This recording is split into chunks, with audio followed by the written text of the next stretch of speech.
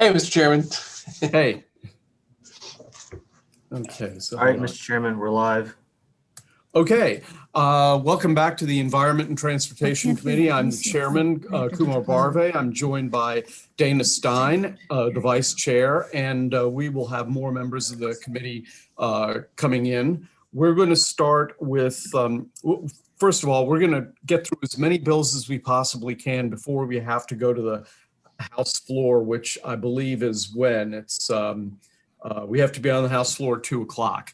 And then we're going to come back and continue public hearings. Now, here's what's going to happen.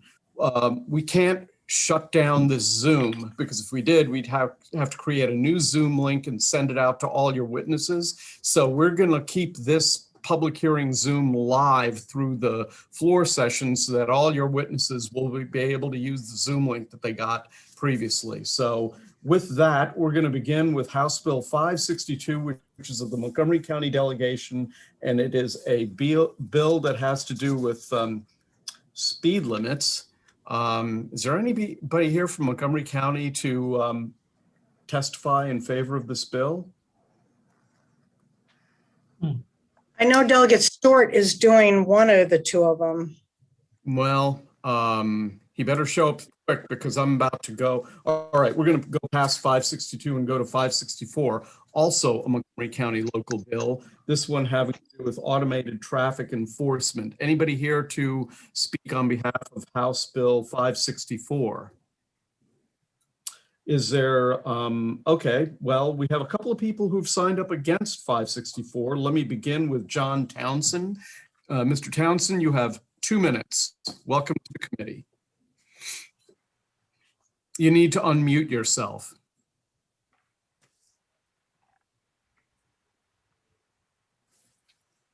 Okay, Mr. Townsend, you need to unmute yourself. Maybe I can, can we unmute him? We can ask him to unmute. I'll tell you what, we'll take, There he goes. There he is. There It he is is. my mouse was in the wrong place because my screen is in one place. okay, you got 2 minutes. Welcome to the committee. Thank you. Appreciate it. Thank you for giving me the opportunity to testify on this measure. I am deeply concerned about this as a representative of AAA. We represent 1 million members in the state of Maryland and 60 million members across the country. We think this bill is ill-considered, it is ill-conceived, and it is illogical. Let me step through these. It is ill-considered because, in our opinion, it would undermine the effectiveness of the Montgomery County Automated Traffic Enforcement Program, which is a national model and the gold standard. Neither the Montgomery County Police Department nor the Montgomery County Department of Transportation favors this transfer. They're diametrically opposed to it. That's internal. I just want to keep it that way without betraying any trust. It would not be a natural fit. It would not be a good fit.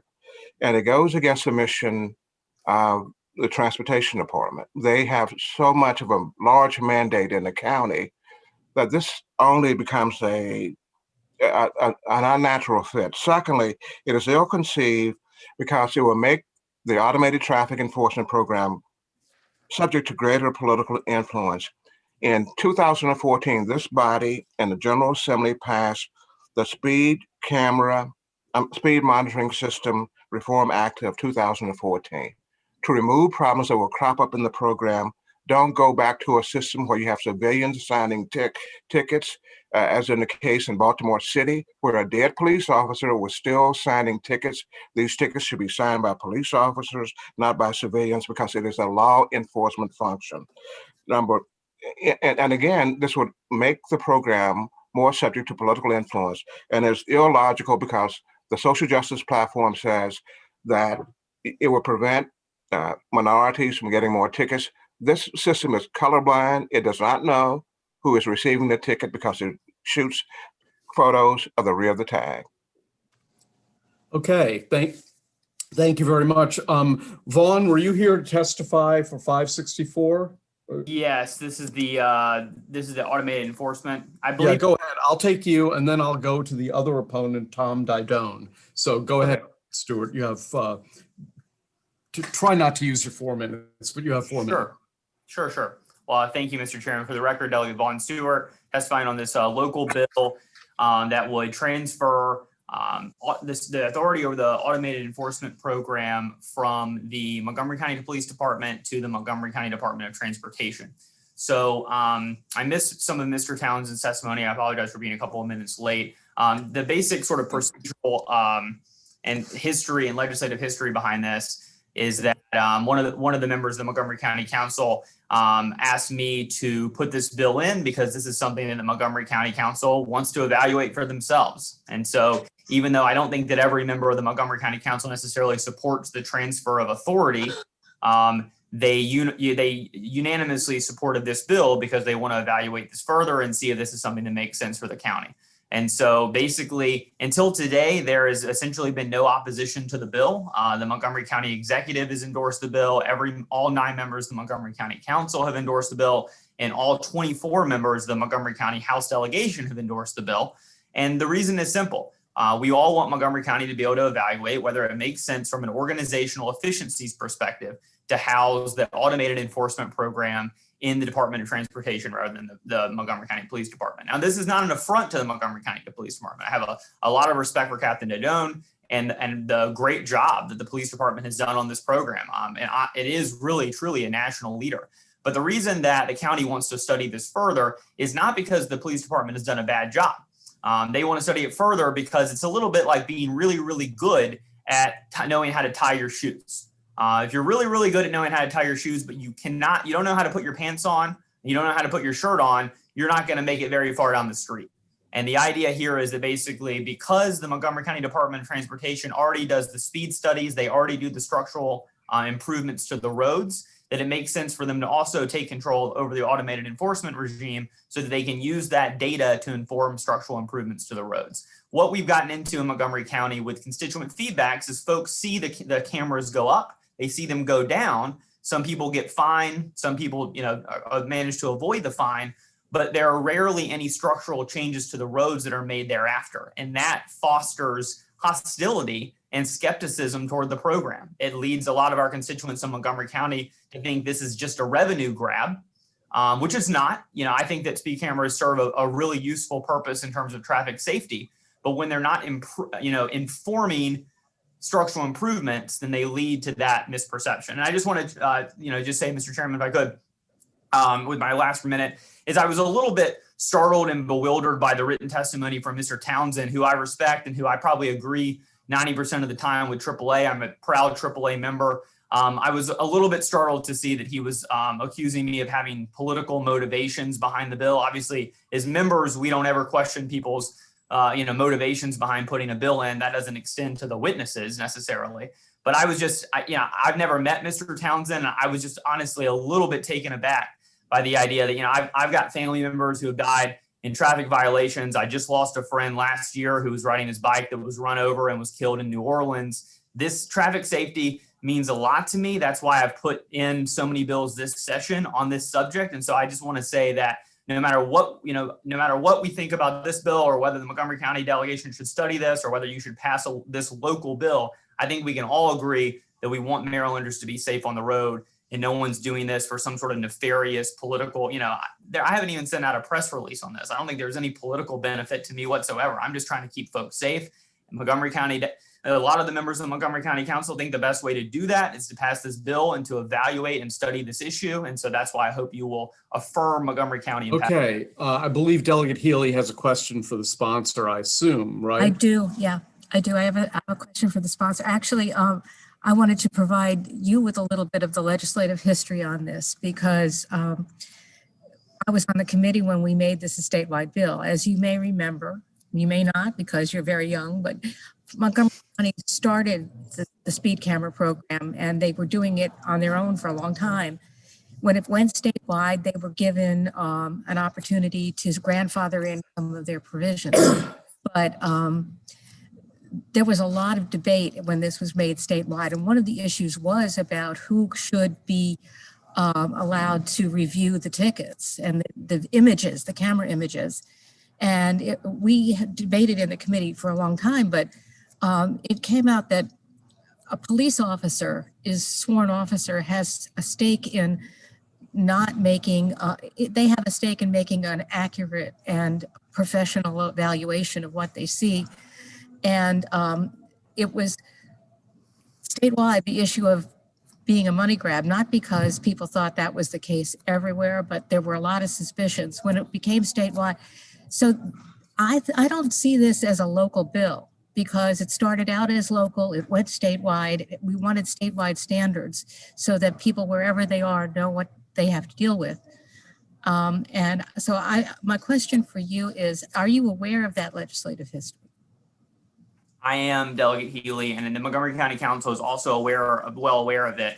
I think that the idea of Montgomery County basically is that when these programs were brand new, the state legislature put in this rule that the police officers needed to sign the tickets because this was new. Everyone was like, oh, are these going to be accurate? Or they're going to be picking up one car, but it's going to be a different one? What are we getting ourselves into? Because Montgomery County was really leading the charge.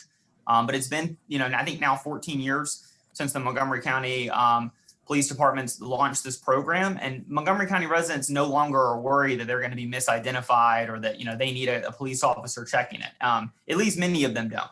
And so, well, it's the people who drive through Montgomery County from other parts of the state also that want to have the same standard that they're used to at home apply. And so I know we did have problems in my district actually, where there was somebody who was not authorized to do it and was signing off on the tickets, and they ended up having to rebate all those fines to the people because they were not following the law. So it's important, I believe, to keep a police officer involved. Okay, well, I think you've asked the question that's been Okay.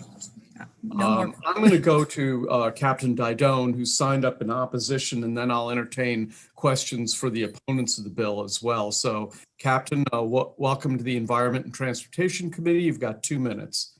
Good afternoon, Mr. Chair and members of the committee. I'm appearing to you today as a Montgomery County resident and a traffic safety advocate for the International Association of Chiefs of Police Highway Safety Committee. In my opinion, this local enabling legislation is actually disabling legislation for the rest of the state, just like what Delegate Healy just said. Montgomery County was the pioneer program for the state speed camera program. So what happens in Montgomery County, the rest of the state makes policy. Simply stated, this is bad policy based on emotions and not facts. Bad policy is bad and should not be considered. The Montgomery County Police Department has built a national model program. Automated enforcement is race neutral because the Motor Vehicle Administration does not provide the police department with the race of vehicle owners. So moving the program to the Department of Transportation does not prevent racial profiling, but does remove a trained professional police officer with years of experience from approving citations. Montgomery County Police Department shares its speed data for every camera location with the Department of Transportation and concurs with them prior to putting in a camera. So DOT is a partner and already involved. And if you remember, it was DOT engineers in Baltimore City who placed speed cameras in the wrong location that monitored cross traffic that caused erroneous violations and subsequently the 2015 Speed Camera Reform Act. I have a fear that the Montgomery County program will go from a model program to a program like DC, which is the least respected and worst in the nation. I ask the committee to please ignore the normal pass-through of this practice of the local legislation and rule in favor of it.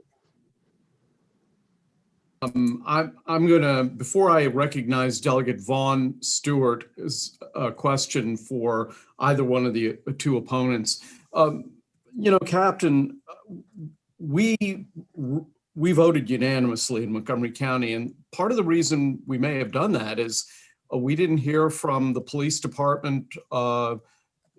I think no one testified against the bill before the Montgomery County delegation. And so you're kind of putting me in an awkward position because I voted for the bill. And if I had heard what you had said, I might not have, I don't know. But I'm sorry, Mr. Chairman. You know why that was? Yes, because I'm appearing to you today as a citizen of Montgomery County because the county executive and the county council both supported the bill. So the police department was not allowed to have a position nor proffer a position. So that's why I'm here today. Although I'm very experienced in the speed camera program, I'm here in an official capacity as a citizen, because when the county executive supports legislation, the police department is not allowed to voice an opinion. Okay, Delegate Stewart has a question. Sure, and this is for either of y'all. I mean, I feel like there's a bit of a straw man being erected here, where there's a lot of talk about race neutrality, or political motives, or governing emotion rather than reason. I mean, I'm just a little bit blindsided by this, because as the chairman alluded to, we didn't hear any of this. This is something that everybody in Montgomery County has been for. I thought it was basically like sunshine, rainbows, apple pie, and baseball. Now I'm hearing from y'all that not only there's opposition, but that I'm somehow emotionally charged and politically motivated and make wild claims about race. So I guess my Delegate Vaughn, I can answer that. Well, hold on. Let's ignore the part of what Delegate Stewart said about how he feels he's been mischaracterized. You know what? I'm not saying you're wrong. Why don't we stick to the first part of his question? Why nobody testified against it, which doesn't just mean you, but it also means a AAA. And we did testify against it. We submitted testimony to a committee hearing in Montgomery County, but because we were not county officials, were not allowed to testify. That testimony was circulated at Assistant Chief Dudon. What date was that meeting? Do you recall? It was in December. I don't remember, but Mr. Townsend, did you say? I did submit testimony. In fact, it was almost identical to the testimony you received today. So this notion, Delegate Stewart, that you never heard a contrary word from AAA is not true. You may not have heard, but the subcommittee heard. We did submit testimony. I can pull it up for you now and I can send it to you. Let me just say this. We are not trying to characterize this in terms of a political witch hunt. It goes back to what Delegate Healy said a moment ago. We are concerned about not only what happens in Montgomery County, because it's the national leader and the state leader for this type of traffic enforcement. We think this is a police function, not a function of civilians or a civilian workforce. Automated traffic enforcement is exactly what the latter two words suggest. Traffic enforcement, which is always done by police departments. We have been anybody who knows anything about AAA, we just put out a press release 2 days ago about the automated traffic enforcement program in the District of Columbia, which issued 1.3 million speed camera tickets, because as the Washington Post says, it is the wild, wild west of automated traffic enforcement. It is a neighboring jurisdiction to Montgomery County. So you have on one hand a stellar program, and then you have on the other hand, right across the border, a program that runs amok. We have been a vociferous critic of what goes on in the District of Columbia, where it is a law unto itself. We have always praised Montgomery County. And let me interject here. Delegate Stewart, do you have a follow-up question since I interrupted? Just briefly. I just want to make it clear for the committee, because I know that there's this comparison going on between DC and Montgomery. Mr. Townsend, can you remind the committee when DC transferred that authority from the police department to the transportation department?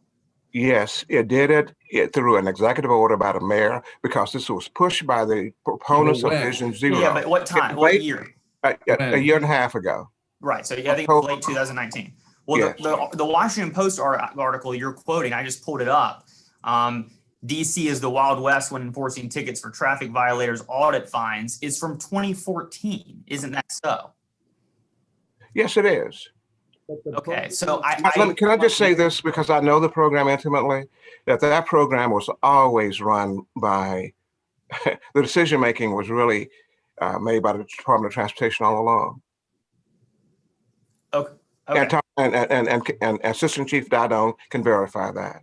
So you're stating that while they transferred the authority officially in 2019 that there was some sort of secret control by the Department of Transportation dating back since when? Yeah, dating back to the conception of the program. Mayor's office has been running the program. I'm sorry, That- Captain Didone, could you speak closer to the microphone? I couldn't hear you. Yes, the mayor's office had been controlling the program in DC, and Department of Transportation was making the decision. Montgomery, the DC Police Department was just responsible for approving citations and manning the vehicles when they were monitoring the traffic. Can I just give you an example of what goes on and the excesses that you see? You have a county that's neighboring you. I won't name the county, but you'll be shocked to understand that the Department of Revenue runs the program. Not in all, and the police department is only a figurehead, but the decisions about what types of cameras to buy and when to install the cameras are made by the Department of Revenue. If we had known that as AAA, we only discovered this when they put speed cameras on Indian Head Highway a couple of years ago. If we had known that from the inception, we never would have supported the program. Okay, If well, we had you know, known- I really want you to limit your testimony to the bill that's before. Yes. So our concern is exactly what Delegate Healy said. It is not only about Montgomery County, but if this happens in Montgomery County, every other program in the state will seek the same kind of allowance, right? And it will just undermine automated traffic enforcement across the state of Maryland. It will send a very bad signal at a time when we've tried to reform the program. And by the way, when we refer to Baltimore City, when Thomas Didone and AAA sponsored a statewide symposium on how to properly run a speed camera program, the last jurisdiction we expected to get wrong was the largest jurisdiction in terms of municipalities in the state, and that was Baltimore. We were shocked by what happened in Baltimore because of the oversized hand of the vendor in the program. And that happens when civilians run the program. You have the vendor, the speed camera vendor, the red light camera vendor in the driver's seat, because I'm less likely to try to influence a police officer who's a sworn officer than I am a civilian. Okay. Anybody, Delegate Stewart, do you have any more? Okay. I'm done. Thank you, Mr. Chairman. Does anybody else have a question to ask of any of these individuals? Okay, I see no further questions, and it looks like we are 8 minutes away from the floor session, so I had hoped to get through more than just one bill. Vaughn, were you here to testify for House Bill 562? I wish I could tell you yes, Mr. Chairman, but Delegate Moon, I believe, is planning to testify on that. Well, he's going to have to do it after the floor session because we're going to have to adjourn pretty soon. Now, what I told, what I announced to the committee before we started was that we're going to keep this Zoom link live. We're not going to shut it down. That way, for your witnesses on your bills that are heard after the floor session, they'll be able to use the same Zoom link. So if they click into it now, I believe Trish is going to have some sort of a notice saying that, you know, we are not adjourned, but we're in recess or something like that. I don't know. But so anyway, for those of you who have bills after the floor session, when we come back, it'll be the same Zoom link. So with that, is that basically correct, Trish? Yeah, the people in the waiting room can actually leave the meeting and just come back again on the same link. Okay, great. So we'll keep the link open. All right. So that's what's going to happen. We're going to go to the floor in about, we have to be at the floor in about 7 minutes, and we will come back here after the floor session to continue the public hearing on all the other bills. See you soon on the House floor.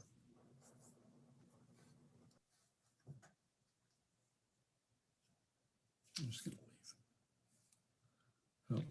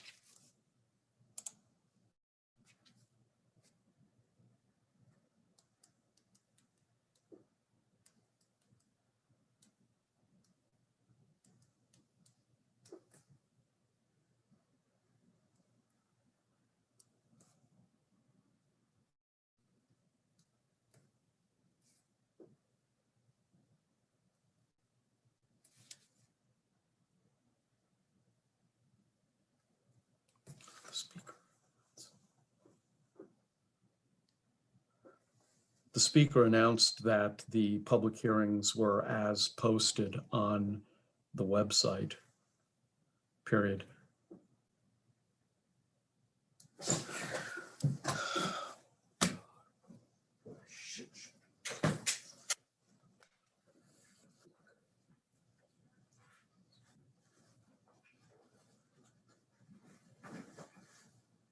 Wow, what a what? You can leave.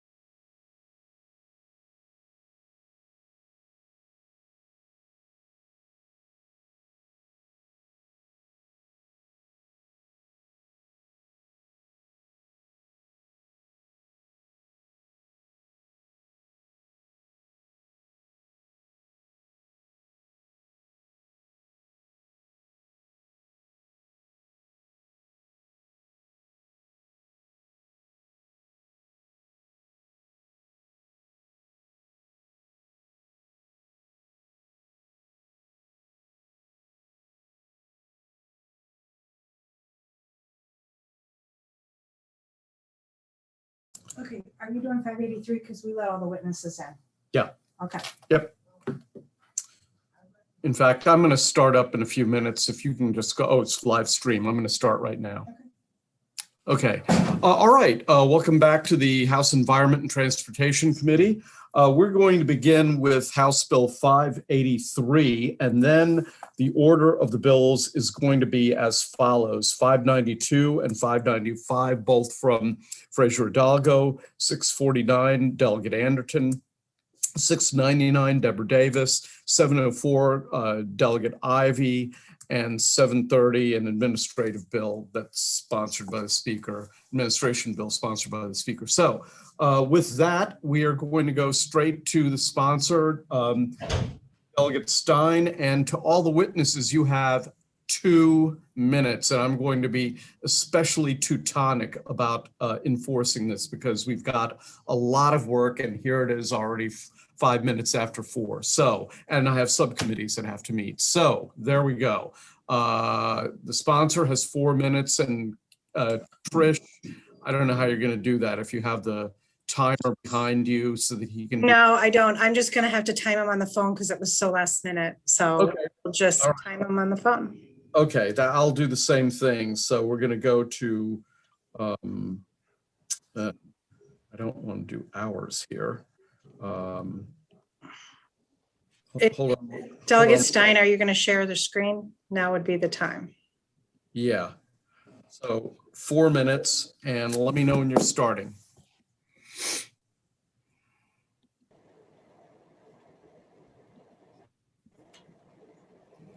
No, I am disabled from screen sharing. Can you enable me, Trish?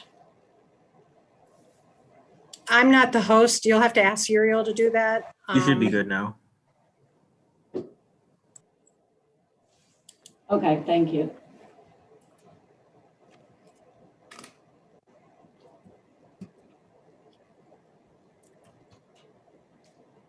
Okay. Okay, take it away, Dana. Whoops.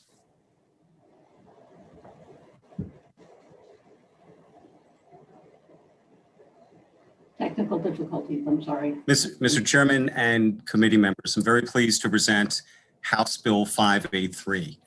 My 14-year-old daughter, who's not reluctant to speak her mind, recently said to me, her generation was inheriting all the troubles of climate change. She said that in December when it was reported that November had been the hottest ever recorded. But she could have said it at the end of July when the 25 days of 90+ degree temperatures in Baltimore broke a record dating to when Grant was president, or August when Maryland had tornadoes and torrential rain from Tropical Storm Isaiah. We know that the impacts of climate change are happening now, and here are some photos that show this. First is the famous Annapolis statue of Alex Haley. The youth he is depicted talking to are partly underwater. Annapolis had 18 days of sunny day flooding in 2019, with many more projected in the future. But sunny day or nuisance flooding isn't limited to Annapolis. The next slide will show Cambridge on the Eastern Shore. And also on the Eastern Shore, rising sea levels are causing saltwater intrusion, which ruins crops. Then there's the disastrous flooding that hit Ellicott City, which had 2 1,000-year-old storms in less than 2 years. Last year, there were so many hurricanes that we had to go through the alphabet twice. Now, climate change doesn't just make floods worse, it makes wildfires worse. This is a California community after one of last year's wildfires.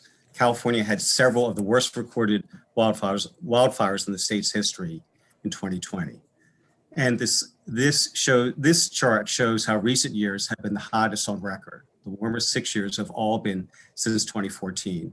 And my last slide is of Route 50 in Prince George's County last September after heavy rains.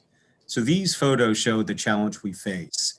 Climate change is not just an environmental threat, it's the public safety and public health challenge. So this bill addresses these challenges by requiring that we reduce emissions by 60% by 2030 and to net zero by 2045 which is what scientists say we need to do to avoid much worse impacts of climate change. The bill also has several steps to help us get there. The energy savings under the Empower program would increase from 2% to 3% per year. The bill requires the gradual electrification of our state bus fleet and light-duty vehicle fleet, strengthens energy conservation standards for new state-funded buildings and other large new buildings, and strengthens energy efficiency standards for major renovations of large buildings. In the area of sequestration, the bill provides $500,000 each year to the Healthy Soil Program. And since trees are very effective at absorbing carbon as well as nutrients, the bill establishes the goal of planting 5 million trees over 8 years, including 500,000 trees in underserved urban areas. As Dr. Don Bosch, former head of UMSI, said in his testimony, planting large number of trees now is one of the most reliable ways to remove or store carbon over subsequent decades. And the bill also implements several environmental justice or EJ initiatives, reflecting the fact that for too long, environmental justice has not been considered when designing climate policies. The bill requires the existing EJ Commission to identify communities disproportionately affected by climate change and make recommendations to reduce pollution and build resilience in disproportionately affected communities. And last but not least, the bill also establishes a just transition employment and retraining working group for the purpose of advising on opportunities related to the transition to a clean energy economy. So with that, Mr. Chairman, I urge a favorable report, and I know there are a number of witnesses to follow. Yes, there are. Thank you very much, Mr. Vice Chair. The first witness, 2 minutes, Kim Coble. Welcome back to the committee, Kim. Thank you, Mr. Chairman and members of the committee. I'm Kim Coble, Executive Director for the Maryland League of Conservation Voters, and I'm here today to express our strong support for HB 583, the Climate Solutions Now Act. I also want to thank Vice Chair Stein for his leadership on this bill, which is a top priority bill for Maryland, LCV, and the entire environmental community. You will hear some people say that this bill is complicated and enormous and affects nearly every sector of Maryland's economy and leaves no corner of the state untouched. What is important to understand is that the only reason this bill could be described this way is because the impacts of climate change are complicated and enormous and affect every sector of Maryland's economy and leaves no corner untouched. HB 583 will posture Maryland to effectively address the far-reaching impacts of climate change. I want to broadly emphasize 4 points, and the other folks on the panel will talk about specific provisions. As Delegate Stein mentioned, this bill changes the state's greenhouse gas reduction goals. The goals provided in this bill are consistent with the science, they're consistent with the Paris Climate Agreement, and additionally, some consider these goals frankly mainstream because 4 other states, 8 countries, and over 400 companies have already adopted similar goals. Second point, the bill provides the opportunity for the state to serve as a leader and lead the way by prioritizing the phase-in of electrification of the state buses and vehicle fleets. Number 3, as Delegate Stein mentioned, the bill creates a working group that will ensure Maryland workers are not sacrificed while we address sector-specific emission reductions, and it requires the EJ Commission to meaningfully address the inequities of climate change impacts. The bill creates incentives to reduce emissions and build resiliency by facilitating the planting of trees, and most importantly— If you could wrap up your comments, the committee would appreciate it. So in summary, the impacts of climate change are complicated and enormous, but fortunately, HB 583 enables the state to meet the challenges, and we urge your support. Thank you very much. Next up is Jacoby Wilson. Jacoby. And thank you, committee. Thank you, Delegate Stein. I would like to say that HB 583 deserves a favorable report because communities of color, frontline, fence line communities, they need environmental justice now. They need climate justice now. When you look in the state of Maryland, when you think about issues of climate injustice, we have many communities who host fossil fuel uses. They host highways and byways where we have a lot of combustion byproducts, including greenhouse gas emissions from the combustion of fossil fuels. But what we have is co-pollutants that impact human health. Co-pollutants like particulate matter, which causes asthma attacks, strokes, causes heart disease, and causes Alzheimer's, diabetes, and other health effects, including cancer, can contribute to infant mortality rates, can lead to premature mortality, increased life expectancy. That's just one co-pollutant that's associated with burning of fossil fuels. So when you think about this bill goes a long way to help provide justice to communities that host these uses. If you go to the issue of trees and the fact that this bill will provide infrastructure to grow more trees, why is it important to communities that deal with environmental injustice, climate injustice? Trees can help with heat mitigation. Many communities of color are disproportionately impacted by urban heat islands. So trees can help with their heat mitigation. Trees are also good with air pollution mitigation, right? Trees are helpful when it comes to stormwater management. So that's an important part of this bill. And also, this bill helps not just with addressing these greenhouse gas emissions to co-pollutants, but there's an economic justice component that's already stated as relates to the just transition. And then what's important as well, we have a Maryland Commission on Environmental Justice, which will be empowered more to do more to help benefit frontline and fence-line communities who have environmental justice issues. So I think a favorite report is deserved for these communities, because this is a way to not just address these issues, but also empower these communities, which is much needed when we think about addressing climate injustice and environmental justice. So thank you for your time today. Thank you, sir. Next, Brigitte Dumais. Brigitte, or Brigitte? Either one. Thank you, Mr. Chairman Okay. and members of the committee. My name is Bridge Dumais. I'm a political organizer with 1199 SEIU, United Healthcare Workers East. 1199 is the largest healthcare workers union in the country. We represent 10,000 members in hospitals and long-term care facilities across Maryland alone. Our union supports the Climate Solutions Now Act of 2021 because lowering greenhouse gas emissions is critical for protecting our planet, a necessary public health measure, and will ensure a just transition to green energy for fossil fuel workers. Lung damage and other chronic health conditions were a problem for fossil fuel workers even before COVID-19, and the pandemic has made those problems much worse.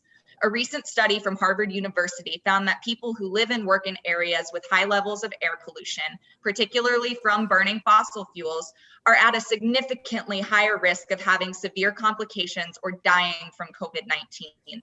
When healthcare facilities become overcrowded due to preventable illness, like those caused from being exposed to increased air pollution, it's harder for our members to provide the high quality care that each patient deserves. The time to act significantly to reduce our greenhouse gas emissions is now. Please vote yes on this bill this session for the sake of protecting workers, public health, and our planet as a whole. Thank you.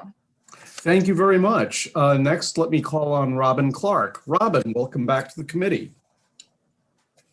Thank you, Mr. Chairman and members of the committee. Robin Jessica Clark, Maryland staff attorney with the Chesapeake Bay Foundation. It might be snowing out today, but thanks to sea level rise induced by climate change, trees in many coastal locations in Maryland find themselves in a pool of salt water. Let's hope they have their swimming trunks on. All kidding aside, we have a serious problem on our hands. The state needs help confronting the climate crisis, and new tree plantings throughout Maryland are a part of the solution. This bill includes 5 million tree planting goal with 500,000 of the trees to be planted in underserved areas by 2030. The bill bolsters and aligns state programs with a $15 million in additional funding over 8 years by adding technical assistance through the Forest Service and a program coordinator. It creates an urban tree program because none currently exists.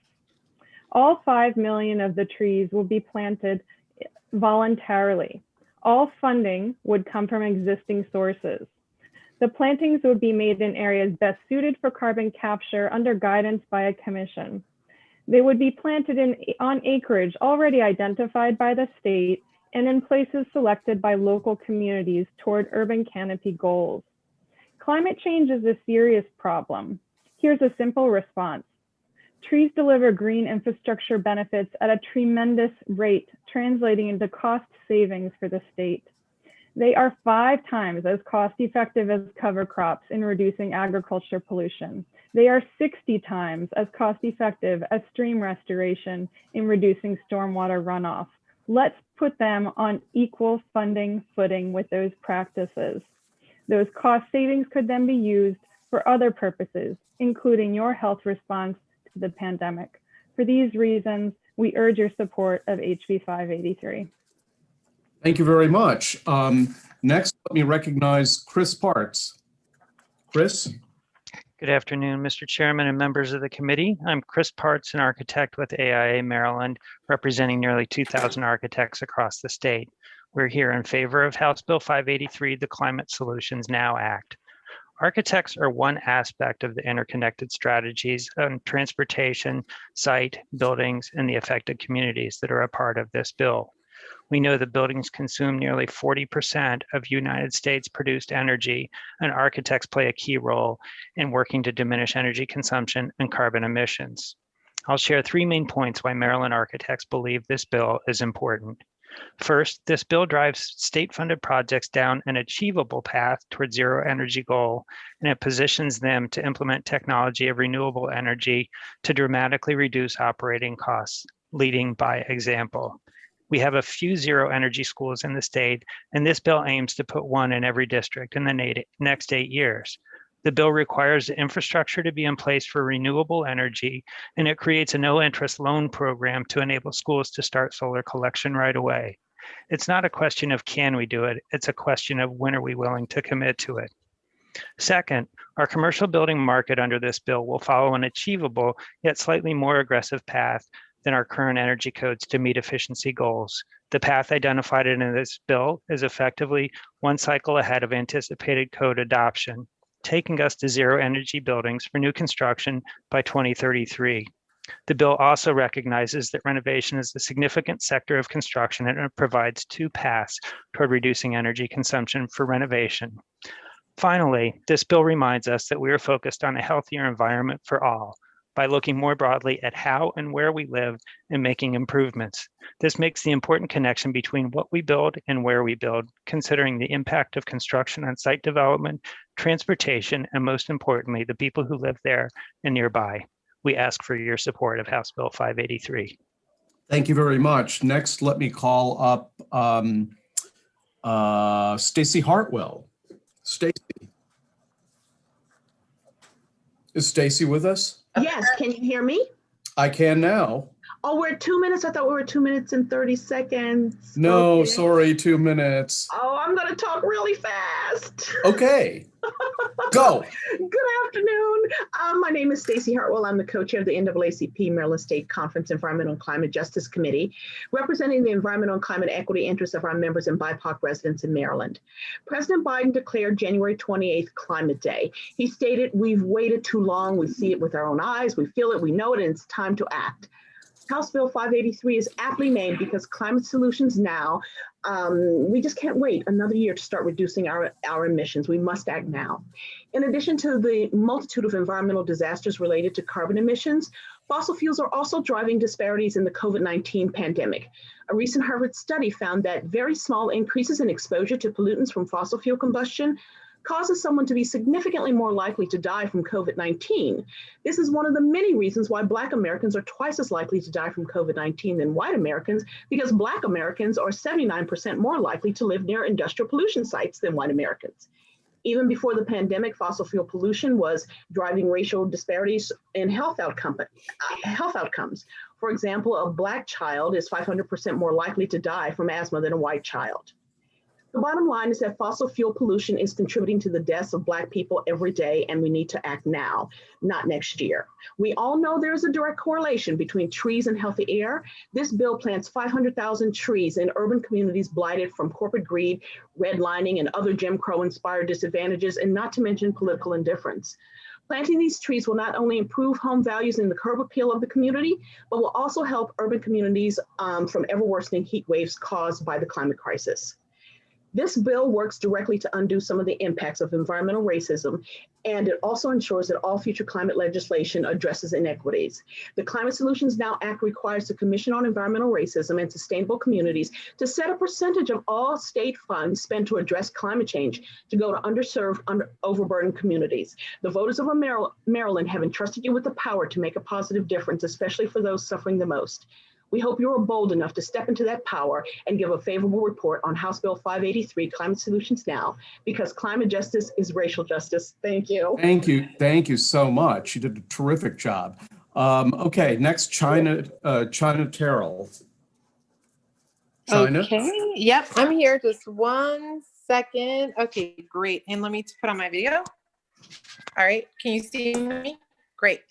I am China Terrell, the CEO of American Communities Trust, Inc., also known as ACT.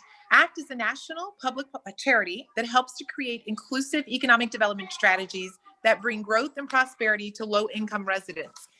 In Maryland, ACT is a committed partner in the rebuilding of the Broadway East neighborhood in East Baltimore. ACT's initiatives include serving as the master developer for the Baltimore Pump House, a $27 million adaptive reuse project, and also doing housing development. I offer this testimony in favorable support of House Bill 583, Climate Solutions Now.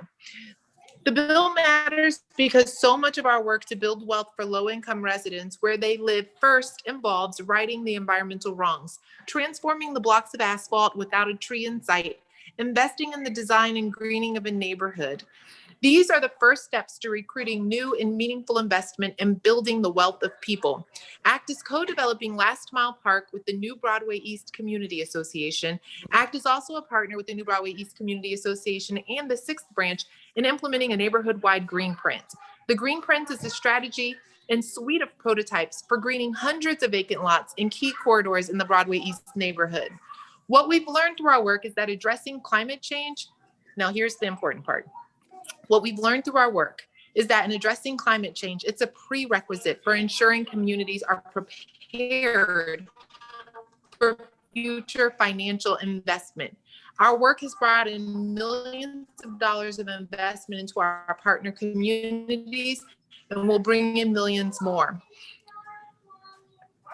I understand that time is short, so let me skip to that. I live in Baltimore's Bolton Hill neighborhood, which is known. However, in Broadway East, where we work, the tree canopy that is there comes through the tops of the vacant buildings. So the time for the Economic Justice Commission work was yesterday. In close, please know that I also speak personally as the granddaughter of coal miners and coal plant workers on both my mother's and father's side. My grandparents raised my mom and her siblings and my dad and his siblings on coal income. But when it ran out, there was nothing but small pensions and black lung. Coal miners are the smartest, most resilient, and most adaptable folk I know. I wish there had been an effective Climate Solutions Now bill for my grandparents so that they could have had a productive and intellectually stimulating work in their later years. They could have changed Thank you so much. Thank you. Thank you so much. Okay, next, Jamie DeMarco. And Jamie, please don't spend your time telling us that global climate change is bad. We get it. All right, I will not focus on global climate change, but I will focus on a recent report that came out, and I think you can start my time. On local air pollutants. My name is Jamie DeMarco. I am the political director for the Chesapeake Climate Action Network. We urge a favorable report.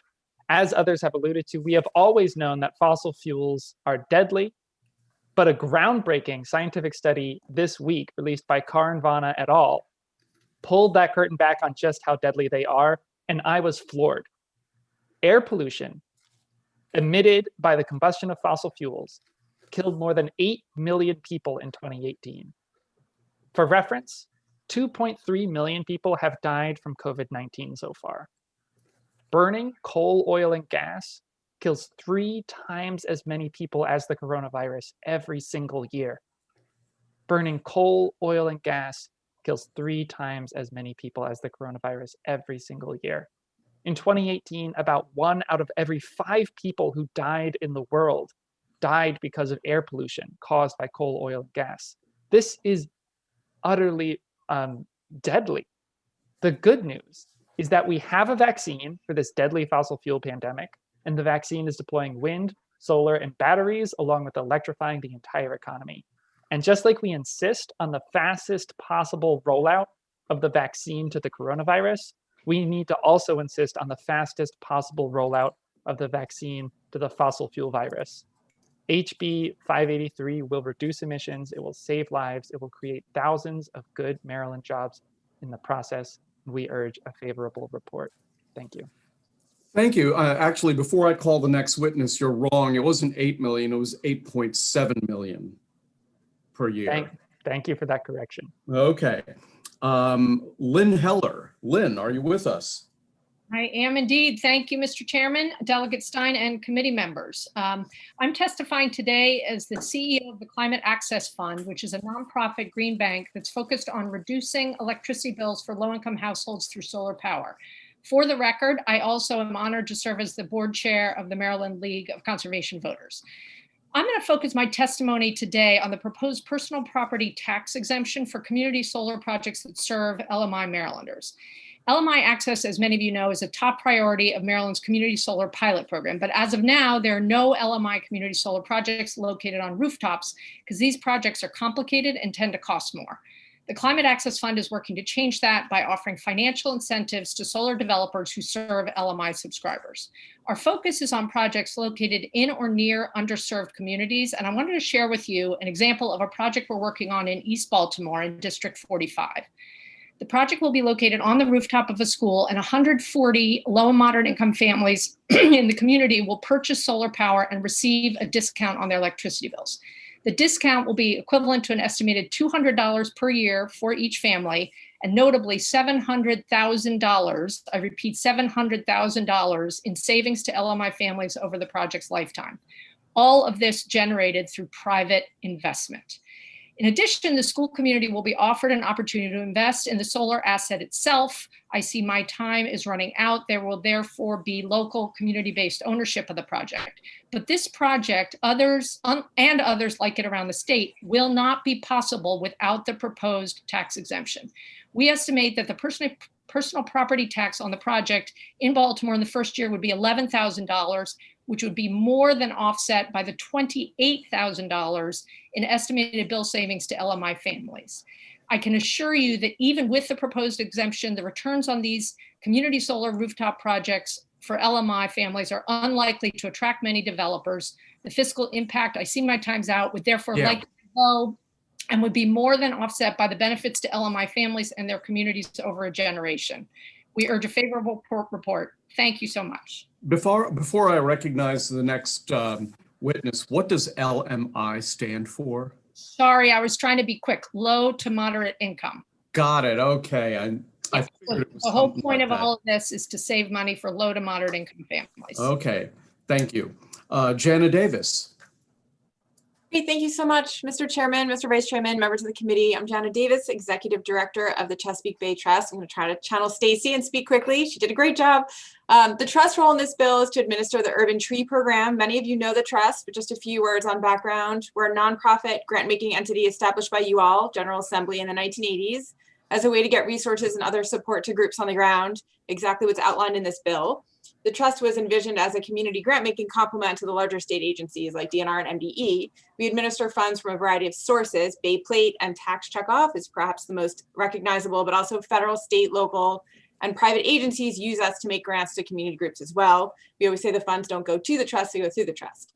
So the Urban Tree Program in the bill is similar to programs we already run that can be used as a base, so we don't have to start from scratch. An example, we currently manage a Green Streets, Green Jobs, Green Towns grant program, in part with EPA funds and DNR partners. We also manage a tree canopy program for Prince George's County with county funds.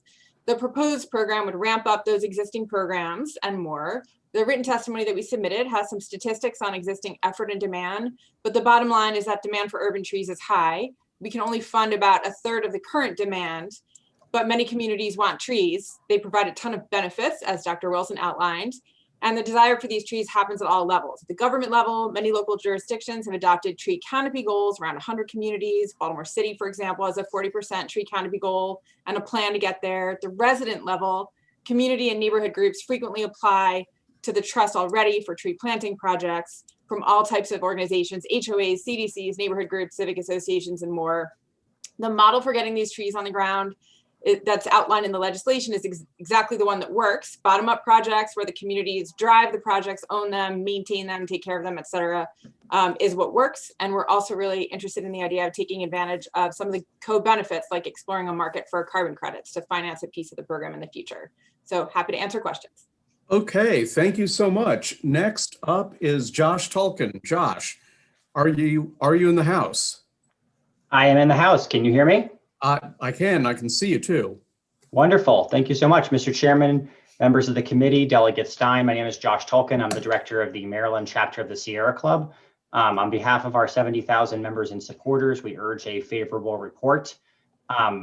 Thanks to your guidance, I will not spend my time trying to convince you of the urgency of global climate change. I will only say that having testified in front of this committee for a good 15 years, we used to talk about what will happen when the impacts of climate change were going to hit.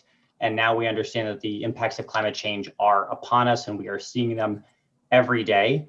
You may be wondering, why are we updating our climate goals? Haven't we done that already? And the answer is yes, you've done that twice. As the science changes, the state needs to update and stay current with the science. And the international science is telling us that we need more aggressive goals because climate change is upon us more quickly and more severely than we anticipated. Several people have already spoken to critical parts of this bill. The tree planting is critical. Increasing the climate goals are critical. I just wanted to hone in on three particular pieces. First, the overall goal of incorporating the social cost of carbon. Essentially, we're talking about reducing greenhouse gases, but as we do that, we know that every decision we make has implications, both in how we reduce and also who's impacted by climate change impacts. Having a way to assess that as we go will make sure that we're considering the social costs and the people impacted, even as we're working to reduce. Secondly, we're excited to see the provision about transitioning the MTA bus fleet to electric buses. This is a key example where the technology exists and what we need is the will and the advanced planning to put the state on track. And lastly, requiring MDE to use the latest science on methane pollution and leakage rates. We know that a lot of our pipelines and other equipment has leakage, and we need to make sure that we're putting that science first. Thank you very much for your time.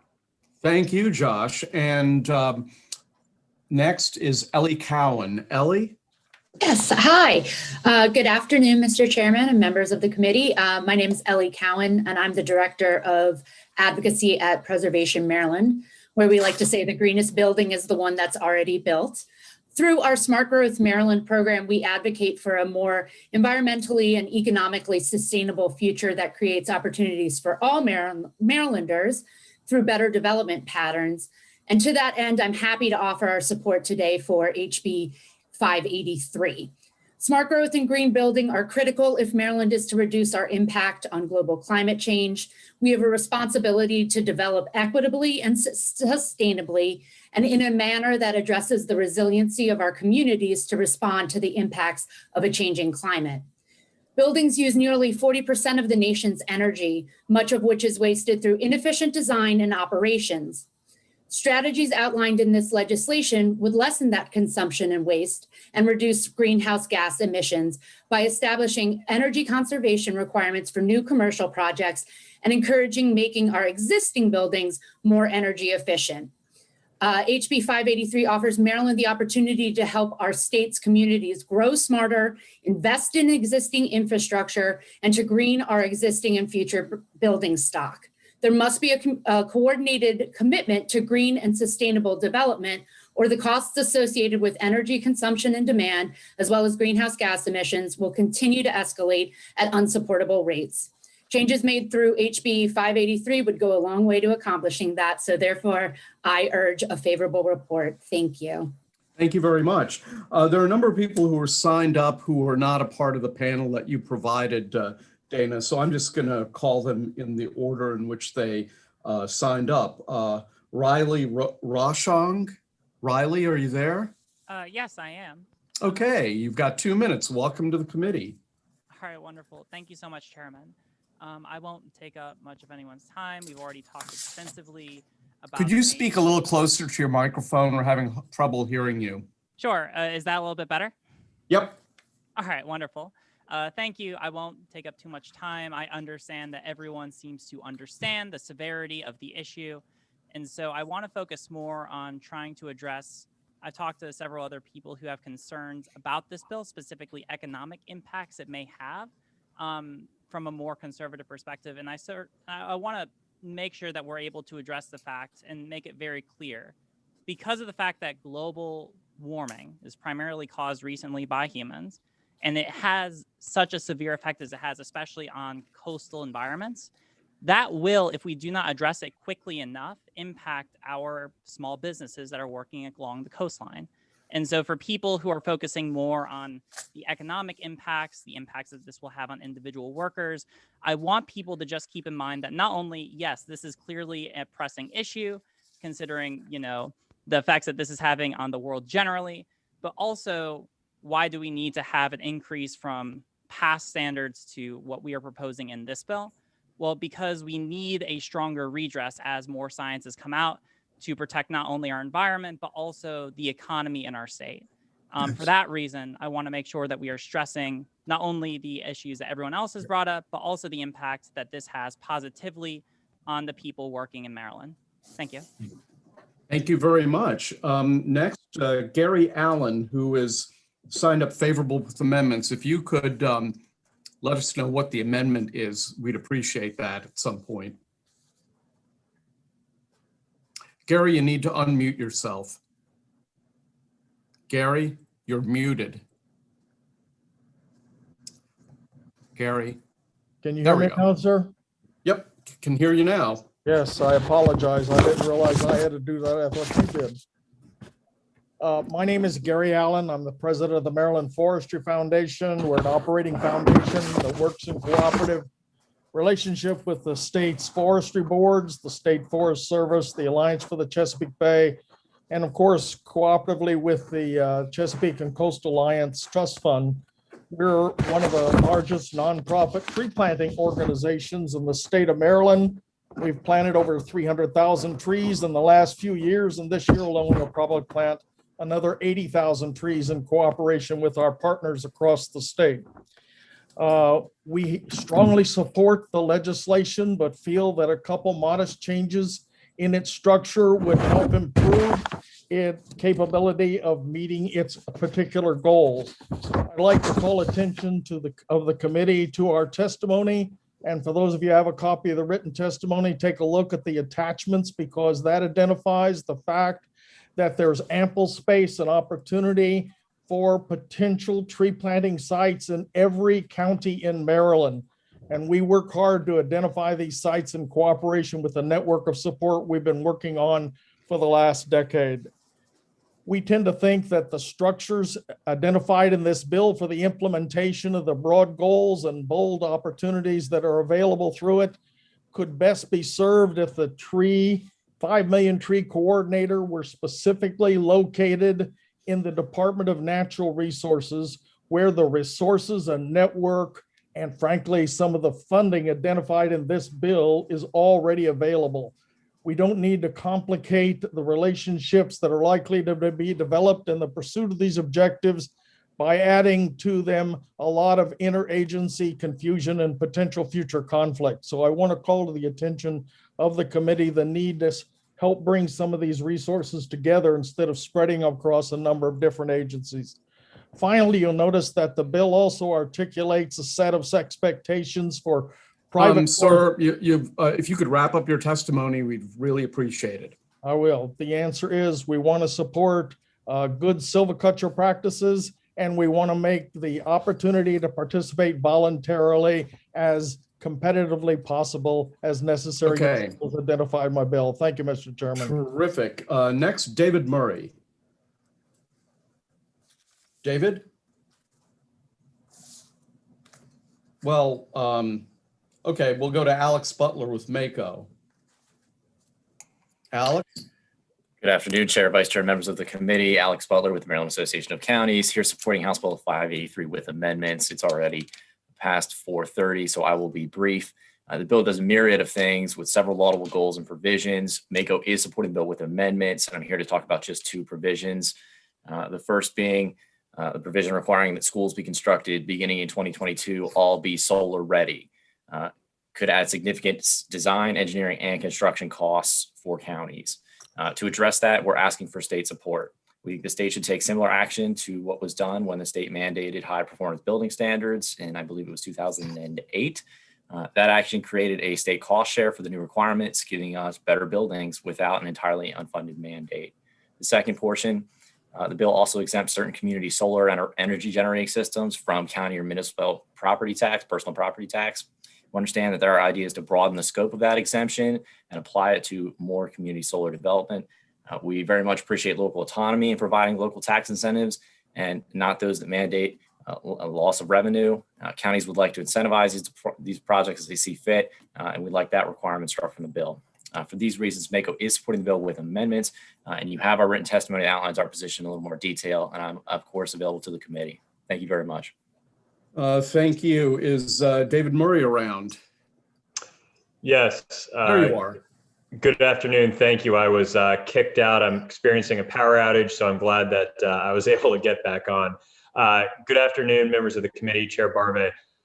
Thank you. My name is David Murray. I serve Executive Director for the Chesapeake Solar and Storage Association. We are very favorable for the Climate Solutions Now Act. We submitted a few amendments to address the solar provisions of the bill. A couple were technical in nature, specifically improving the solar-ready rooftop portion of the bill to ensure that south-facing roofs were also covered by that. We also recommended that the bill that Delegate Alonzo Washington is sponsoring, specifically around community solar arrays, is matched in this bill. There is a great provision here that clarifies that community solar arrays on rooftops in the built environment, as well as brownfields, are exempt from personal property tax. Right now, there's a considerable degree of ambiguity in current Maryland law as to whether or not community solar facilities are exempt if they are on rooftops. Because currently, personal property taxes are not liable if they are simply behind the meter. So we're encouraging this committee to consider broadening that and including Delegate Washington's specific language there. And so in response to the gentleman from MACO who just presented, I really encourage delegates to consider the cost savings, specifically as it relates to having solar-ready rooftops and solar on public buildings. There are significant savings that are leveraged over time by including solar on rooftops. And if we do not include those savings in addition to the cost, we're really missing half the picture here. With that, I recommend a favorable with amendment vote and applaud Delegate Dana Stein on his leadership in this issue. Thank you very much. Well, thank you. And we also have testifying informationally our good friend, Secretary Ben Grumbles. Ben, you out there? Oh, come on, I Ben. am. Don't... Oh, there you are. I am. What did you mean by out there? Well, in the No, Mr. Chairman, it's an honor to appear before you. I'm also joined by Chris Hoagland, who many of you know is the Anthony Fauci of climate economics and greenhouse gas emissions. Members of the committee, Mr. Chairman, Delegate Stein, who also serves ably on the Climate Change Commission.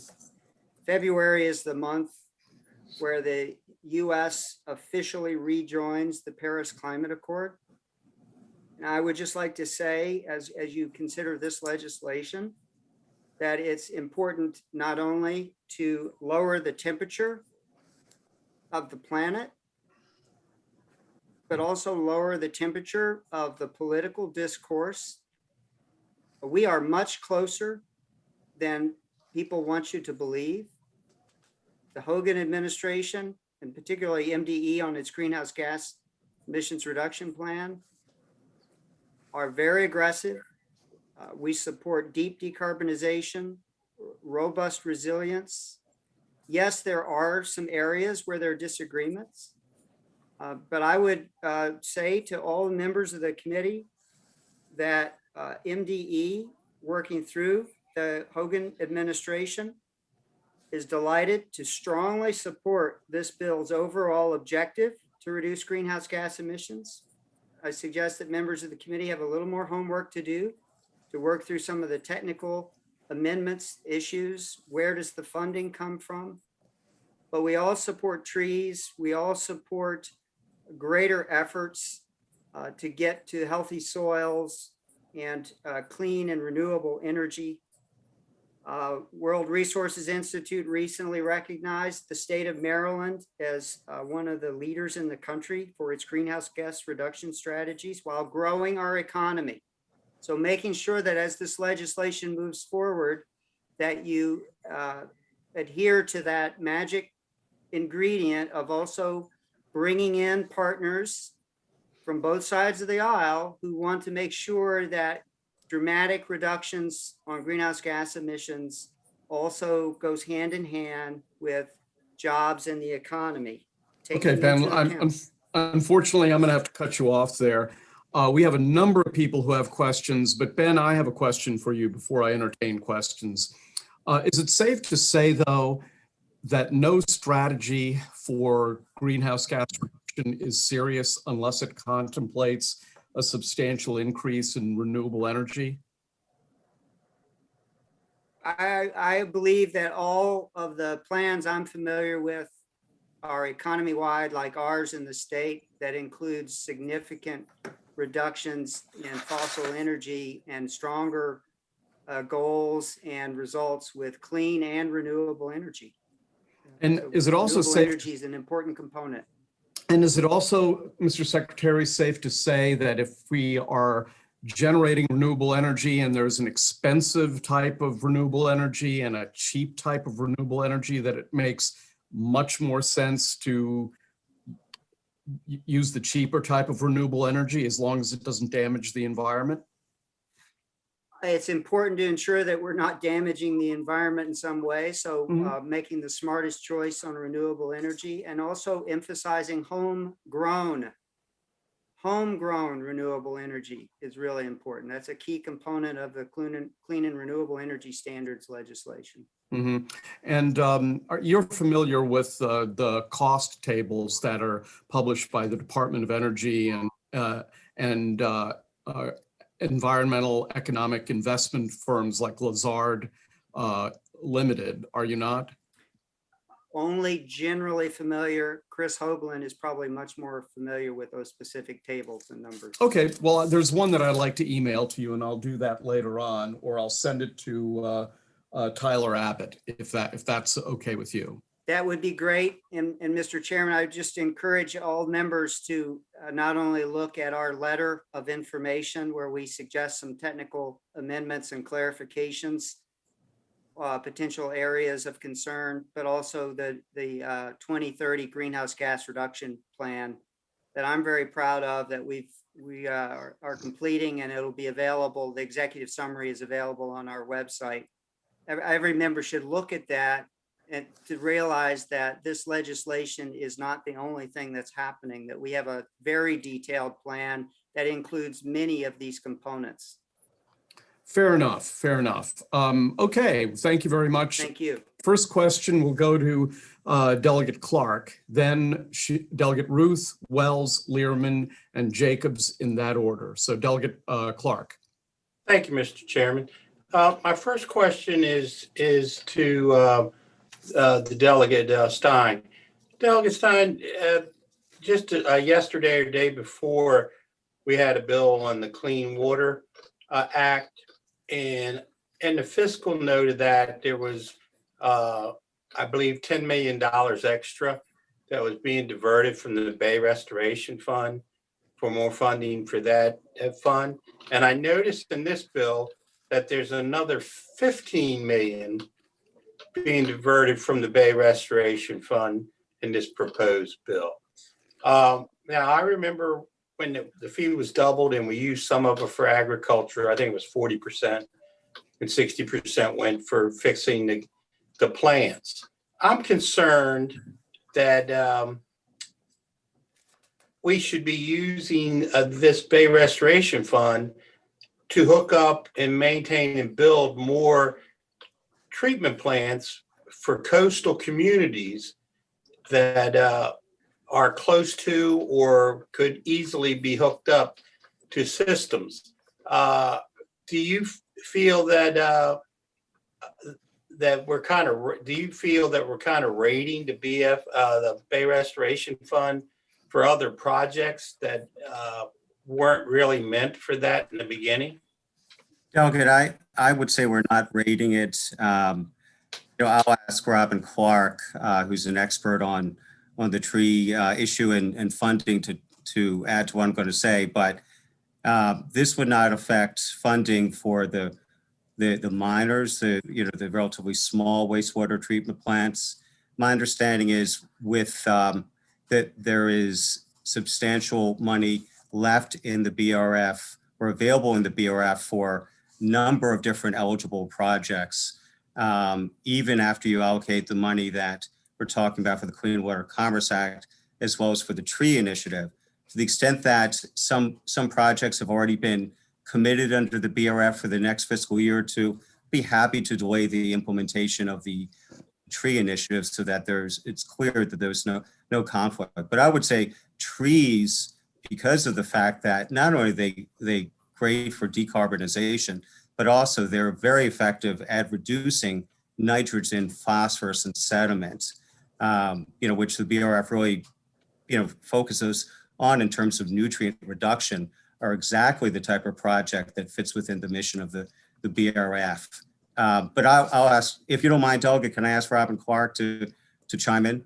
No, I don't mind at all. And don't get me wrong, I'm not saying that we shouldn't plant trees and stuff like that. I'm just saying, are we moving away from getting more people on to on the sewer systems and better treatment plans too quickly when we have a lot of coastal communities that with sea level rise are starting to have problems with septics that are flooding out and creating, nitrogen blooms and stuff into some of our rivers and different areas along our shoreline. And I'm kind of passionate about we need to fix these communities before we move on to. Well, let's let Robin chime in so we can move forward here. Absolutely. Yes, absolutely. Thank you so much for the question, Delegate. There is space available now in the Bay Restoration Fund for these purposes, just as Delegate Stein elaborated. Up to $60 million a year is now freed up from having accomplished the major wastewater plant upgrades. That means that even if this tree planting initiative took $15 million from the Bay Restoration Fund for this incredibly cost-effective purpose, like $5 per pound of nitrogen reduced over the lifetime of the practice versus, for example, connection of a septic to a wastewater treatment plant, that's more like $152 per pound of nitrogen reduced. Even if we directed $15 million towards this incredibly cost-effective tree planting project for 8 years, there would still be $25 million left for all the other purposes, including septic connections.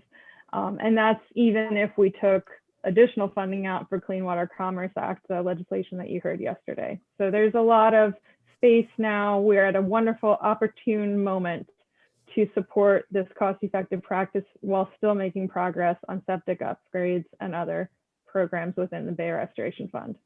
Are you saying there would be $15 million left per year, or $15 million left over the time frame of the tree planting program?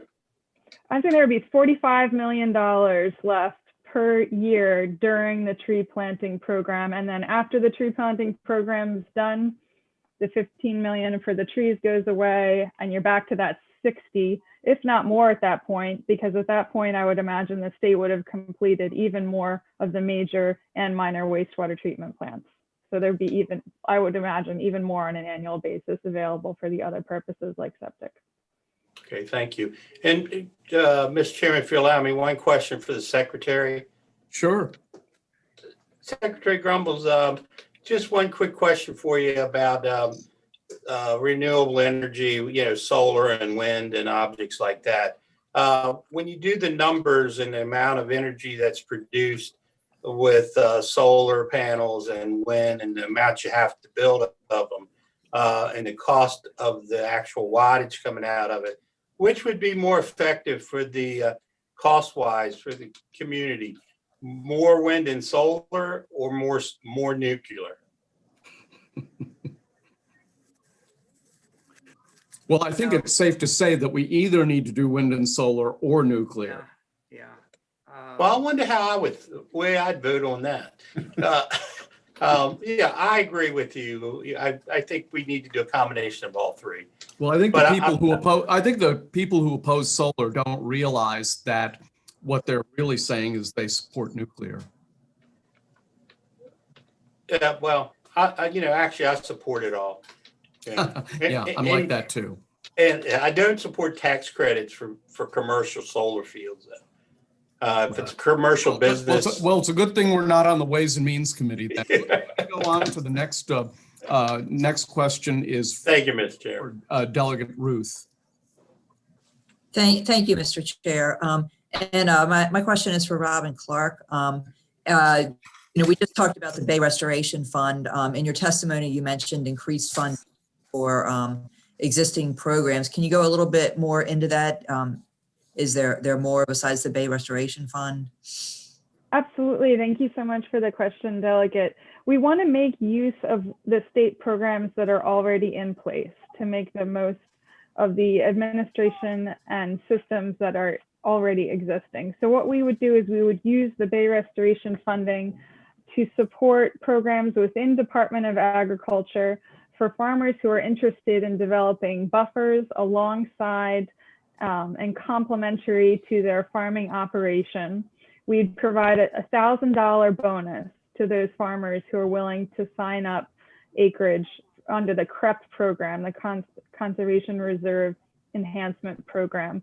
And then we'd also direct funding to the Department of Natural Resources that has several different tree planting programs, which they're trying to use to reach private property owners, often with an acre of land or more, to plant trees on their property, like a lawn to woodland, a backyard buffer, Marylanders Plant Trees types of programs to enhance what we've got in place. And then finally, we provide additional technical assistance, 13 positions within the DNR Forest Service to help connect those willing landowners with programs. It's an often heard concern that we don't have enough technical assistance and marketing and outreach for these programs to really find the residents that are willing to make these changes. Thank you. If you don't mind, could I just jump in with one follow-up comment? Sure. The program leverages federal dollars. So by trying to encourage more farmers to sign up for the CREP program, it is this $1,000 per acre of land enrolled incentive we're providing, but that leverages federal money as well. Okay, Delegate Wells. Thank you, Mr. Chair. Thank you, Mr. Vice Chair, and to your panel. So actually, I don't know if I've ever shared this with folks, but I am a member of the Plumbers and Steamfitters Local Union 486. And I know many that do know me know how much I care a lot about making sure that we're supporting our workers. So I'm happy to see that there has been consultation and there's involvement of the IBEW, the laborers, the state AFL-CIO on the workers transition. So I definitely want to applaud all of you for those conversations that you've been having for several years. But the one thing I did want to just kind of draw attention to and see if we could discuss this further, but I think that the only thing I really see still glaring in the legislation right now is, there's 18 mentions of environmental justice together, as a concept that we're familiar with throughout the bill, and references to employment and jobs and a lot of the high needs communities. But the one thing that I don't see is a mentioning of high wage, high growth industries. And I think as we look at, phasing out our options to phase out greenhouse gases, we know that a lot of those jobs currently are making 40 plus, an hour in wages and all in addition to benefits. And so I would like to know if there is an opportunity to entertain a conversation about having some amendments, because I think that the worker transition piece is important, but in terms of the goals of a new economy, I do believe that it is important that we actually make very clear that this new economy will be protecting access to high-paying jobs, quality jobs, and careers. So I don't know if the sponsor would entertain that, or if anyone has any response to it. But I do believe that that's something that really could be strengthened in this legislation, and I don't see it presently. Sure. The answer, Delegate, is yes. Be very happy to entertain suggestions for how to strengthen the importance of not just providing a transition to jobs in the clean energy economy, but to ensure that they're high wage jobs, because I understand that that is a concern, that some of the jobs that are, as fossil fuel use declines, that the jobs that some of those jobs have been high wage jobs, and it's important to make sure that there is a transition to comparably paying jobs in the as we move away from fossil fuel use. So yes, I'd be very happy to talk with you about additional language for either the work group or any other part of the bill on that issue. Sure. Thank you. Okay, next, Delegate Jacobs. Thank you, Mr. Chairman. Delegate Stein, I'll give it to you. This bill's got a lot of moving parts. I don't know who drafted it, but they spent some sleepless nights putting this together.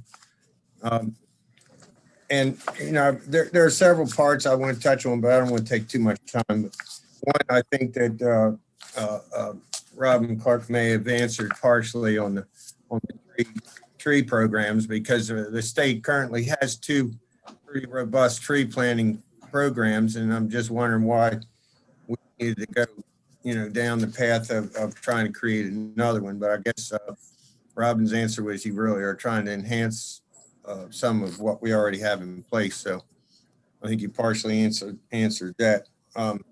And my next question on the purchasing of light duty vehicles, have you talked with anyone in the state that does purchasing? And because these are aggressive timelines of beginning fiscal year 22 to 24, 50% of light duty, and that's under 8,500 pounds. So that's a lot of vehicles in the state fleet. And then by 25, everything is 100%. So I don't know how far out they already are doing their contracting for new vehicles, but that's pretty aggressive. So I'm just wondering, I know these vehicles are higher priced, you know, have anybody about that?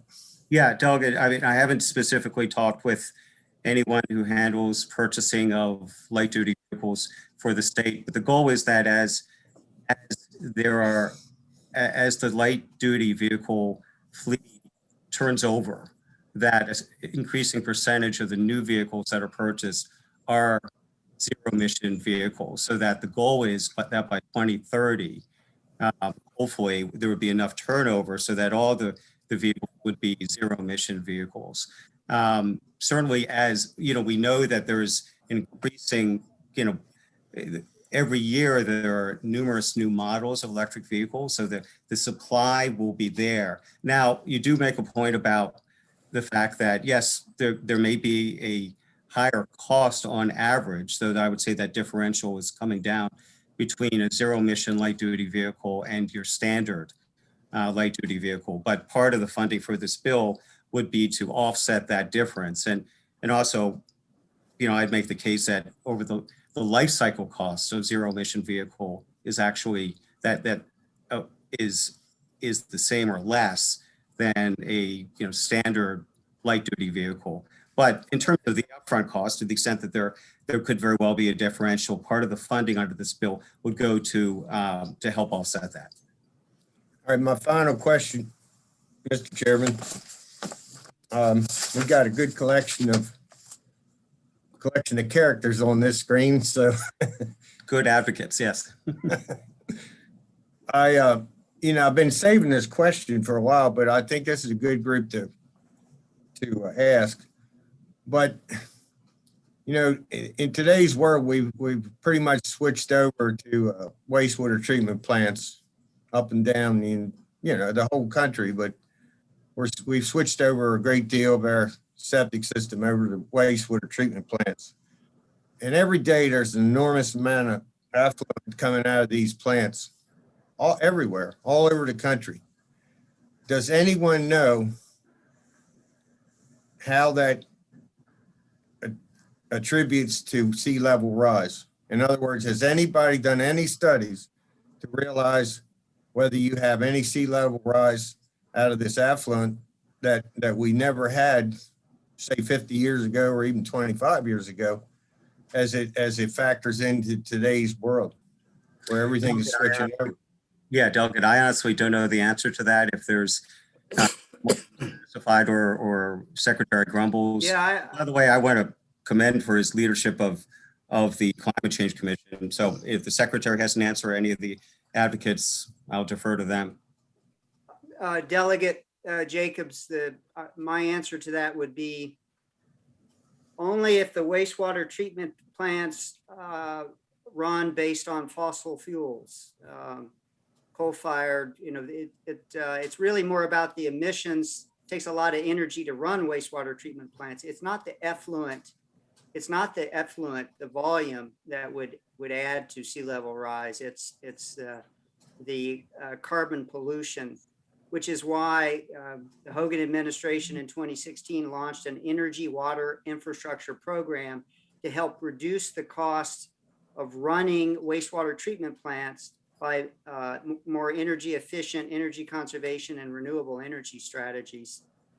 And the more carbon pollution we have, whether it's from wastewater treatment plants or tailpipes or smokestacks, the more likely our ocean acidification problem is going to be. But I wouldn't, from my perspective, the volume of wastewater effluent wouldn't be a key component of the sea level rise. It's more of, it might add to localized flooding, but it's really more about the carbon pollution from the energy intensive practice, which we want to encourage more and more zero discharge and water reuse and use of renewables on treating wastewater and making progress with Chesapeake Bay restoration. Well, this is a conversation we could continue further down the road, you know, because with millions of gallons coming out of multiple plants per day, I'm sure it has some significant impact, but I don't want to take any more time. Just curious with this group, you know, when you started this whole presentation, you started with pictures of you know, whether it be nuisance or whether it be whatever caused the flooding. I just thought it was appropriate to ask the question about that affluent. So we'll talk about that later. Thank you very much. Okay, next question goes to Delegate Brooks. You're muted. Thank you, Chairman Barvey and Vice Chair Stein and members of the committee. I'm honored to be a part of this joint committee with ENT. Yeah, my question, it can go to anyone. I saw some information about the 15 million coming from well, first of all, I was looking for the fiscal note. I don't know whether that has been generated yet, but I saw that 15 mil was going to be coming from the Bay Restoration Fund. And then the rest, the excess of 50 million from CEF. Now, I was looking at some numbers from CEF, and based on what I saw, that those revenues are going to be going down. And I did a little bit of calculation, and for FY 2021, that's going to be 50,798,000. And for FY 2022, it's going to drop down to 28,000.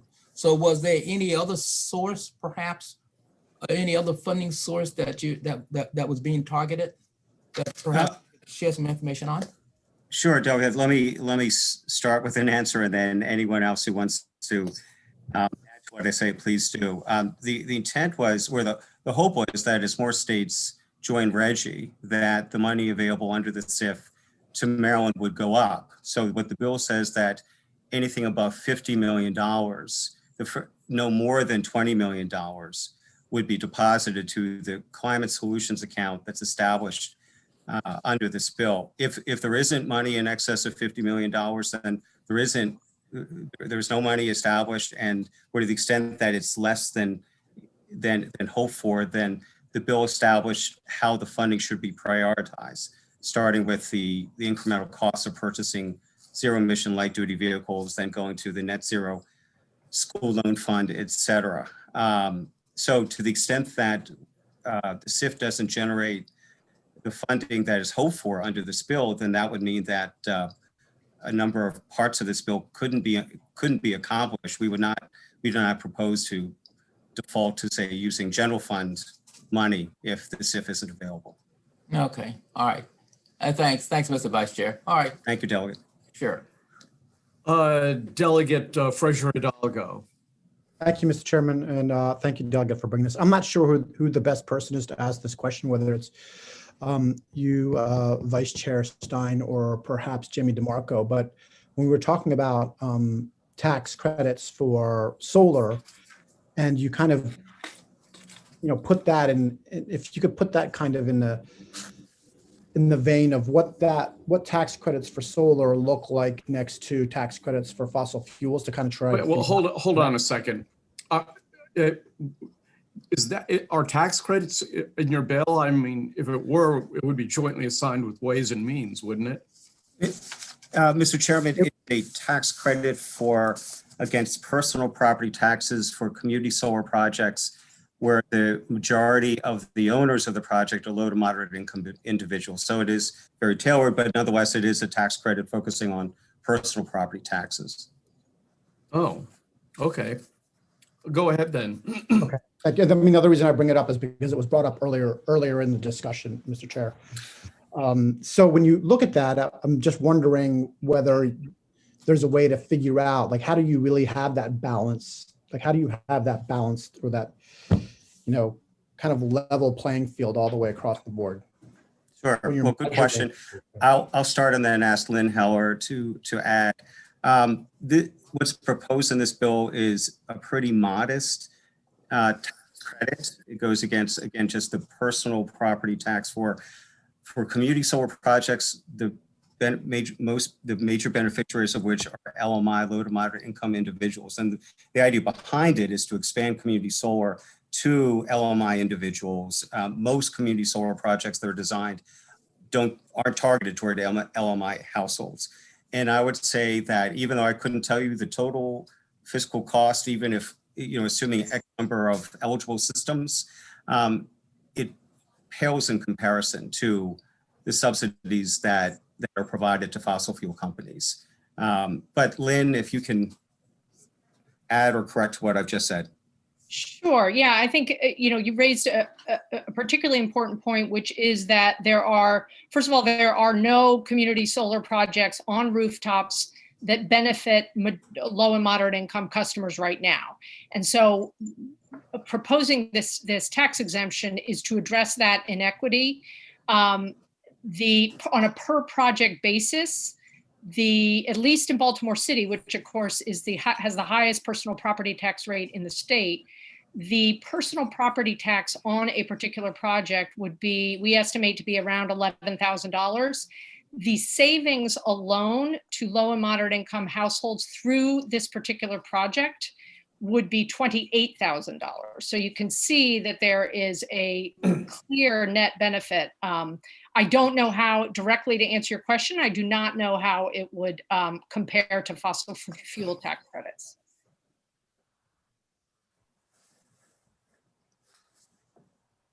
Okay, you good, Dave? Yeah, I suppose it doesn't completely answer what I was trying to get at. Subsidies, most of the subsidies of the federal of the petroleum industry are at the federal level. Right. Right. Okay. Any other questions, or can I move on to Delegate Howard?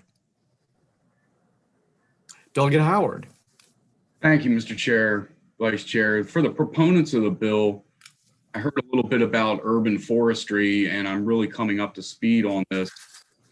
Sitting here reading the SUFA, the Strategic Urban Forestry, things like that. And when I think urban forestry, I think of the city. Has anybody on the panel for the proponents of the bill? I mean, have you talked to the city directly about this, the city council? My hand up because I was pissed. I think we lost the last part of your question.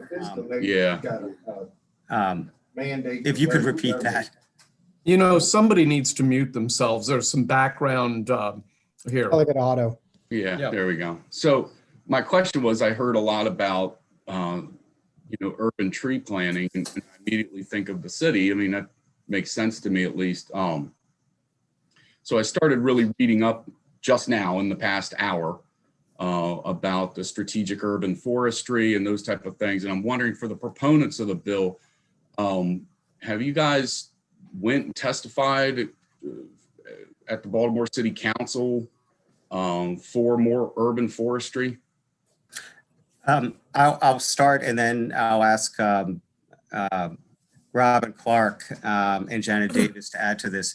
I've been part of a conversation with the Baltimore City Office of Sustainability, which is very excited about the possibility of there being more resources for urban tree plantings in the city. Delegate Tony Bridges, who's also supportive and very much wants to increase the urban tree canopy in Baltimore, has had conversations with the Baltimore City Department of Recreation and Parks, who's very supportive. Baltimore City is not the only jurisdiction that would be eligible. It would be any urban jurisdiction that qualifies under this. But with that, I'd like to hand it off to Janet Davis and Robin Clark. Great, sure. Robin, do you want to go first? You want me to take it? I could just say very briefly that Chesapeake Bay Foundation does work also locally on issues of tree plantings and forest conservation, and we have worked with advocates in Baltimore City and have engaged them on this legislation too. Well, speaking about the specific legislation, what was their response to you if you brought the question up then specifically about urban forestation or strategic urban forestation? I mean, I'm looking at the Baltimore City budget, and they reduced the budget 5% from 2018 to 2019 while state funding remained flat. The 2019 budget for urban forestation shows about a 1% increase. So they've reduced the urban forestation in their budget. I'm trying to wrap my head around why this would be such a top priority, but they're reducing funding by a significant amount. You want to handle that for me? Maybe they don't have a lot of money with a response, or maybe you've talked to them about that. I cannot carry a position directly from the city, but I would be happy to reach out with them, for more specific feedback. I would turn it to Janet Davis, I think, more for the on the ground experience of working in the city. Let me just say this. Over the course of my career, the city of Baltimore has always been one of the most economically hard-pressed parts of the state, and they have to cut spending all over the place to try to fight crime and patch holes in the roofs of schools, and they often have to cut money from places that they don't want to cut money from. It's just financially, they're hard pressed. I get it. I remember one of my first actions, actually probably my second action. My first action here was to lockbox money for teachers from the gambling revenues. I think one of the second actions that we took was to give Baltimore an extra $50 million over a 10-year period. And I'm just, as far as this bill is concerned, I voted for that legislation. I think the House and the Senate voted unanimously to do that. And I think it was appropriate. But just speaking specifically to this legislation, and Chair, I think you're absolutely right. I do think they have to cut and things like that here and there in the budget. But speaking specifically to this legislation, I was just trying to see, because there has been testimony here today about the positive financial impacts.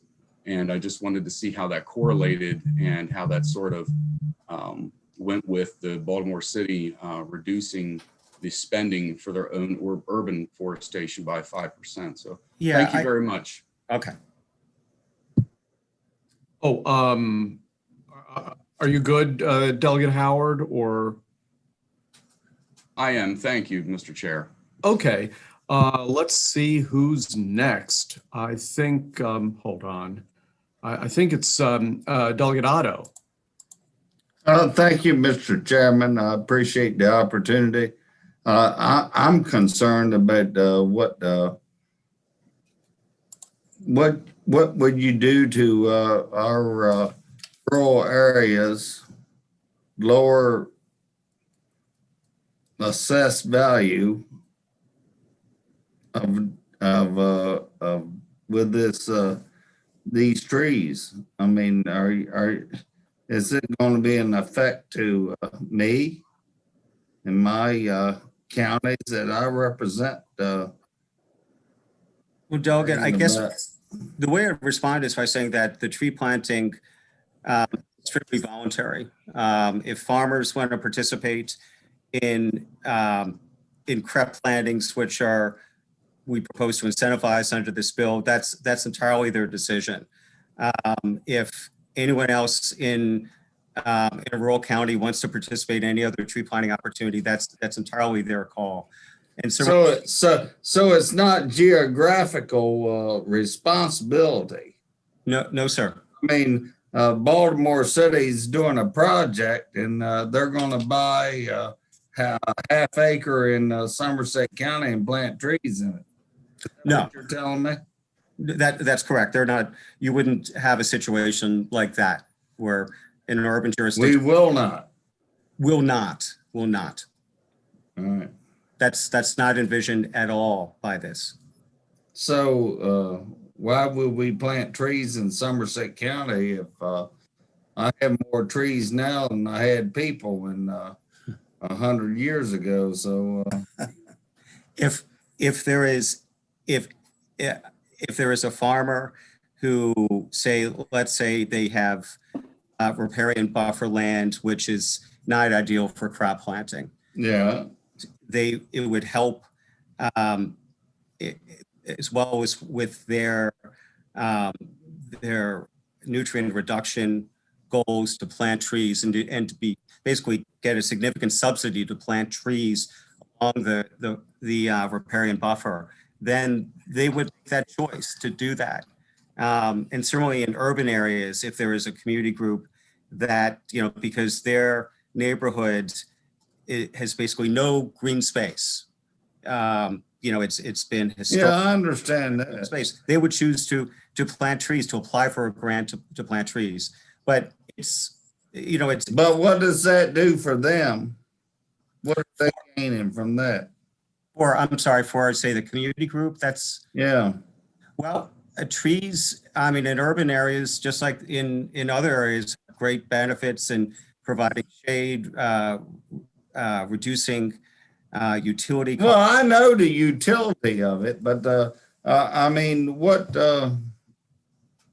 it all comes down to the money. Right, understood. That's why part of the funding under this bill is to fund the tree program. Some of it is for the urban program that we propose to create. Other parts would be to, again, provide a bonus for farmers to sign up under the existing federal credit. So you're telling me we're going to plant trees in Somerset County to benefit the Baltimore City people? No, sir. The Baltimore City tree planting program or any other urban tree planting program is separately funded.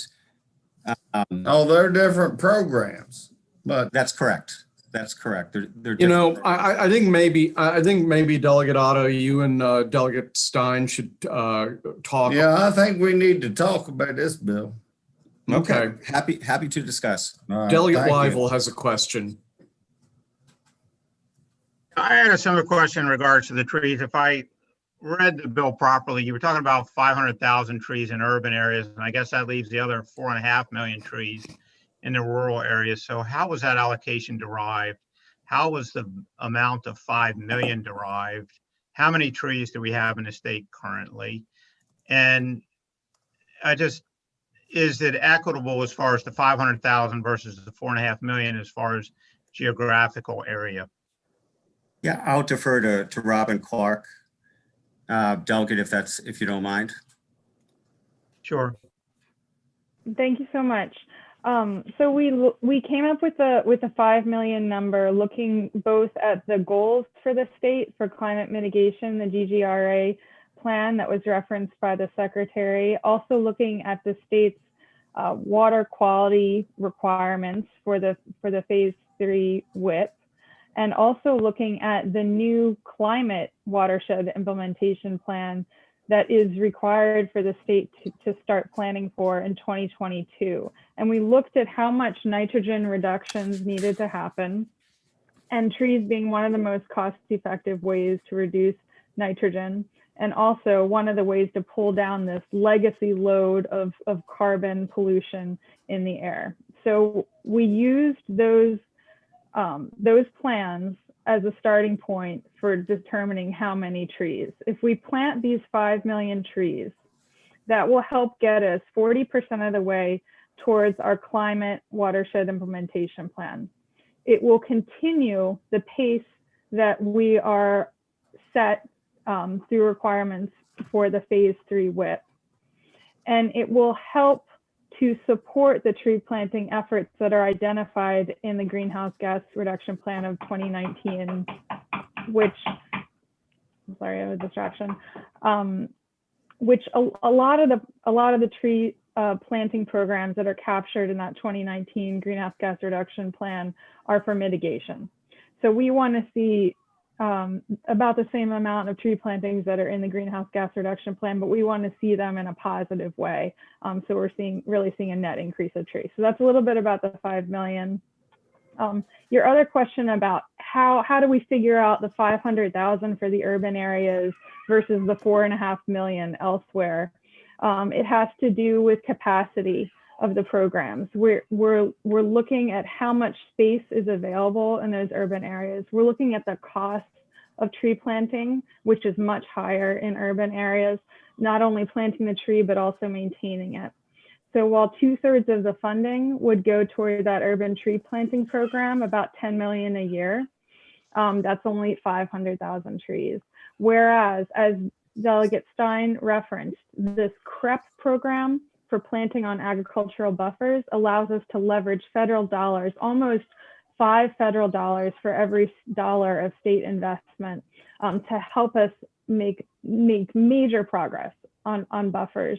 And another wonderful thing about buffers is the capacity is very high. The state has identified, the Department of Natural Resources has identified planting opportunities or an opportunity analysis of up to 29 million trees if you look at a 350-foot buffer strip that we could place around the state. So we're only trying to do 4 million. We know there's capacity there.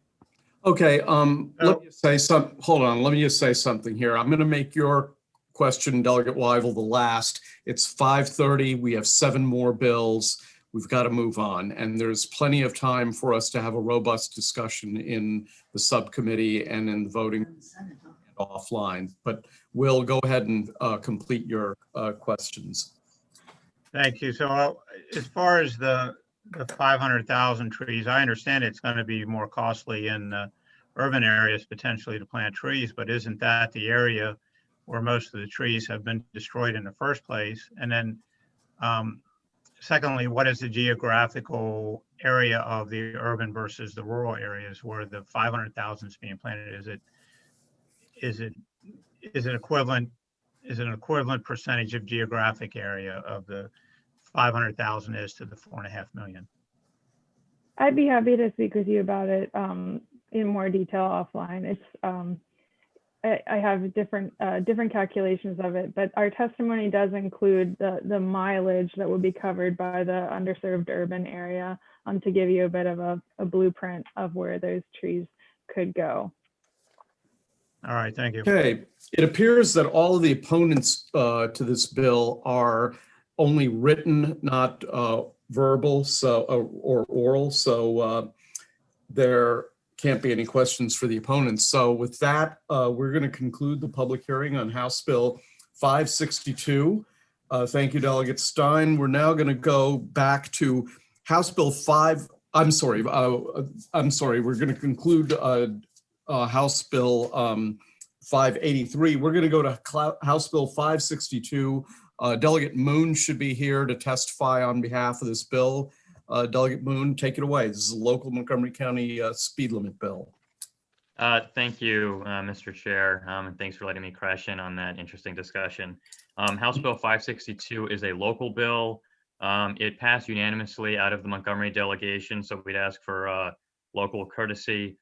It is modeled after a bill that y'all did for Calvert County last year, which basically gives our county a little bit more control over what its lowest speed limits can be. And the only functional difference between what Calvert did and what Montgomery did is we have a little bit more requirement for evidence. And so a traffic and engineering study needs to be conducted. And with that, happy to answer any questions.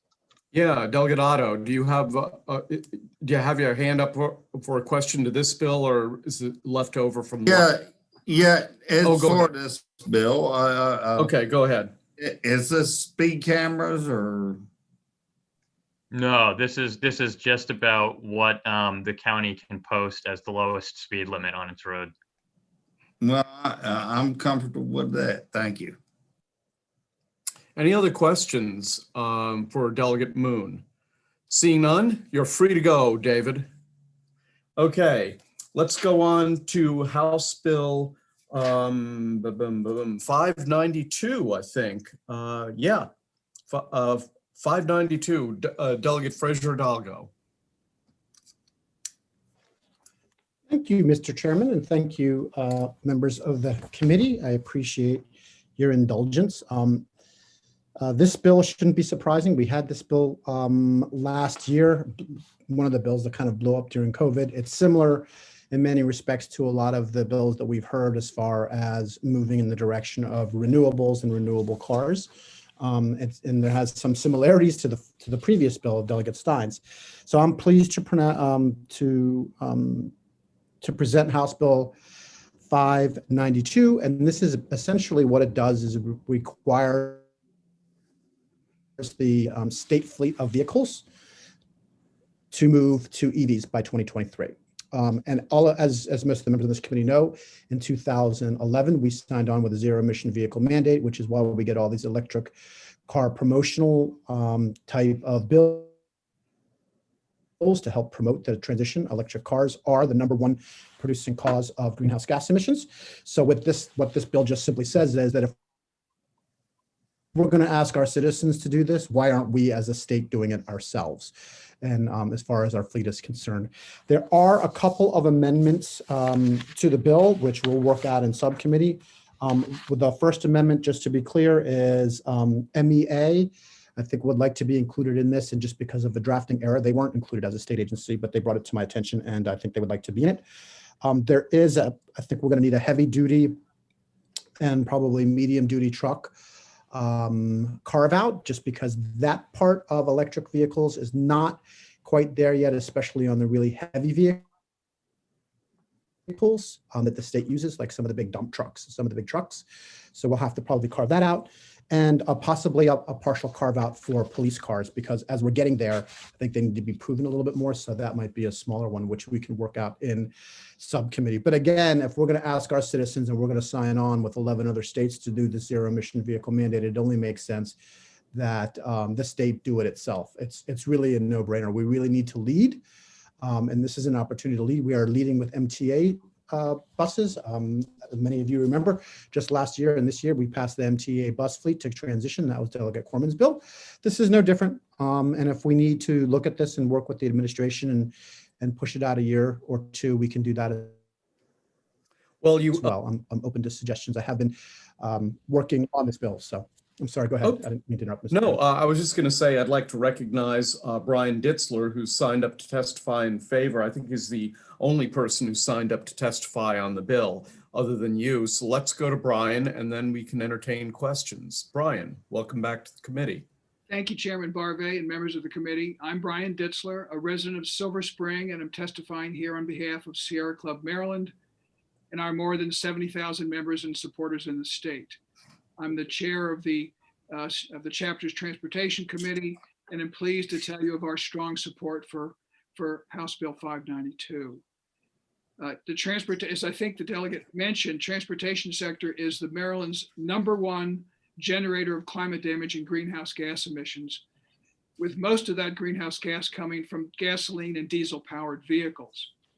Tailpipe emissions from these vehicles are also toxic and hazardous to human health, contributing to cancers, heart disease, and various respiratory diseases. More than 80% of Marylanders now live in counties that do not meet federal clean air standards for ozone, due to significant part to vehicle tailpipe emissions. The state vehicle fleet consists of approximately 9,100 vehicles, According to the fiscal and policy note, about 40% of the annual purchases are standard sedans.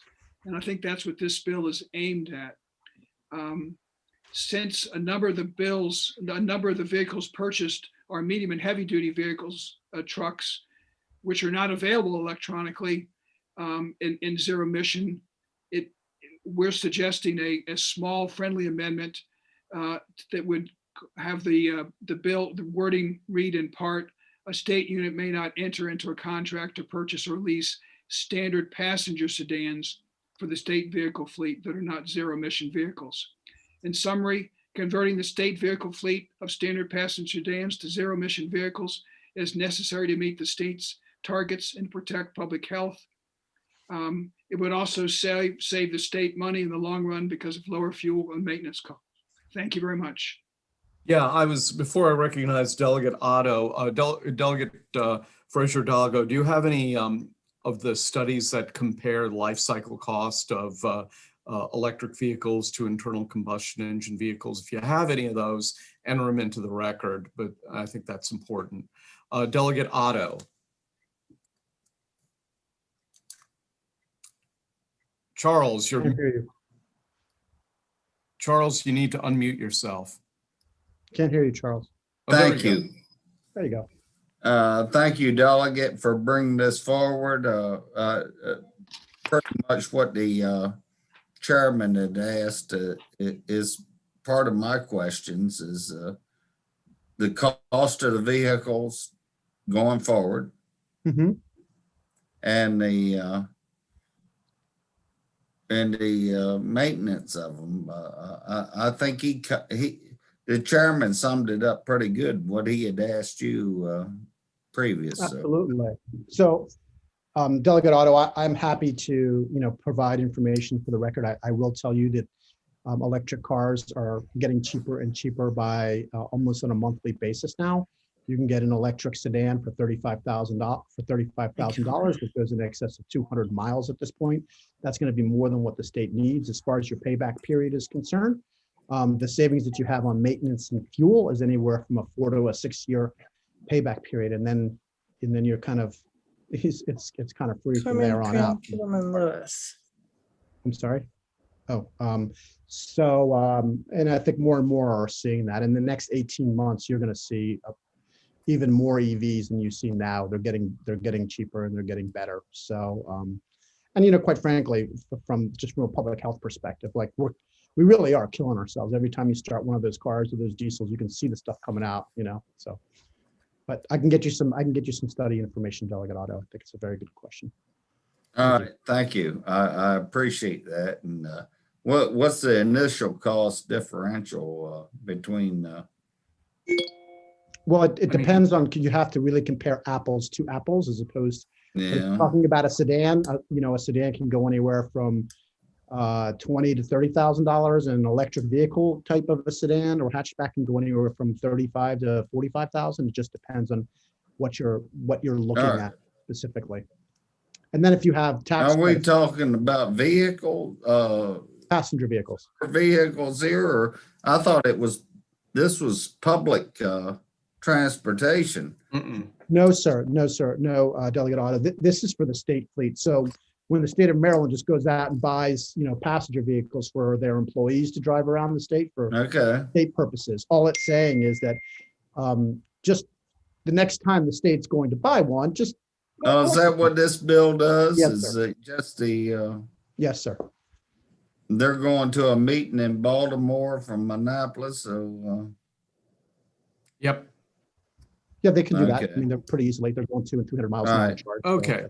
I thought we were talking about the public transportation, but not this bill.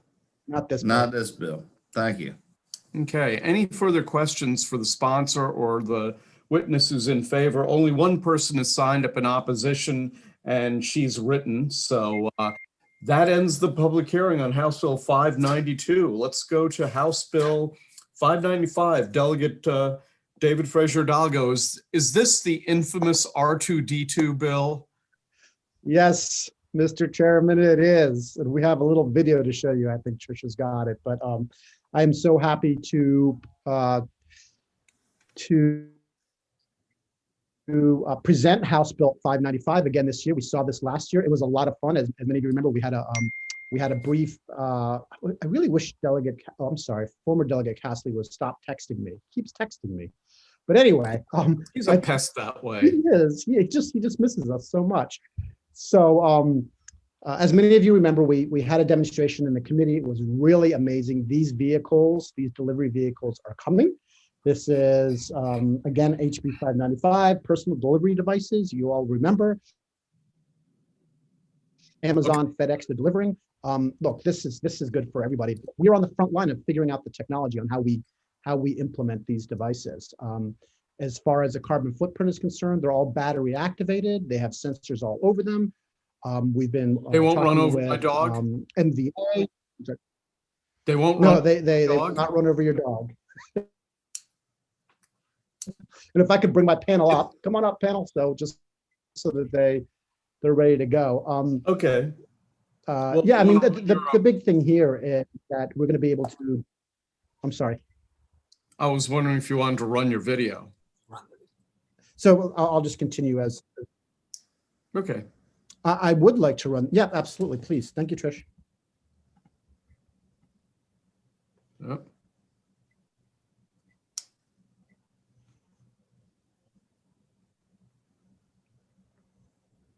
You got to admit, that's just so cute.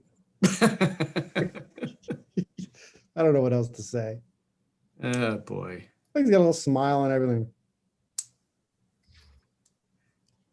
Thank you, Mr. Chairman. So, hey, look, these are all battery operated. And so we're going to cut down on fossil fuels. We're going to increase delivery, and it's non-contact. So when you think about COVID and workers out there delivering, jumping in and out of their trucks, burning fossil fuels and exposing themselves to COVID, this is kind of a win-win for everybody. Before my panel starts speaking, I will say that this is complicated subject matter. My subcommittee needs to understand this is complicated, right? This is being deployed all around the country, and it's a little bit of a moving target. So it's going to be some work product to get it there. And with that said, I'd love to turn it over to. Well, you have Jeff Cleland, who from Amazon, who signed up favorable, Pat Roddy, favorable with amendments, Scott Pochik, favorable with amendments. So why don't I call you all up and start with Jeff. Jeff, you in the house?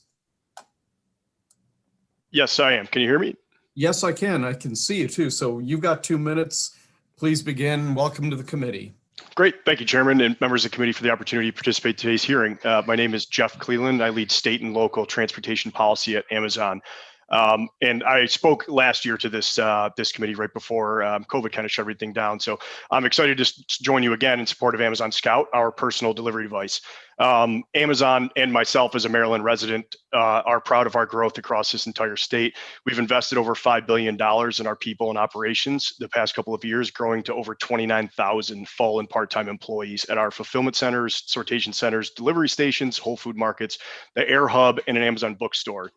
That's why we're excited to support HB 595, which creates a personal delivery device statute allowing devices like Amazon Scout to operate in Maryland.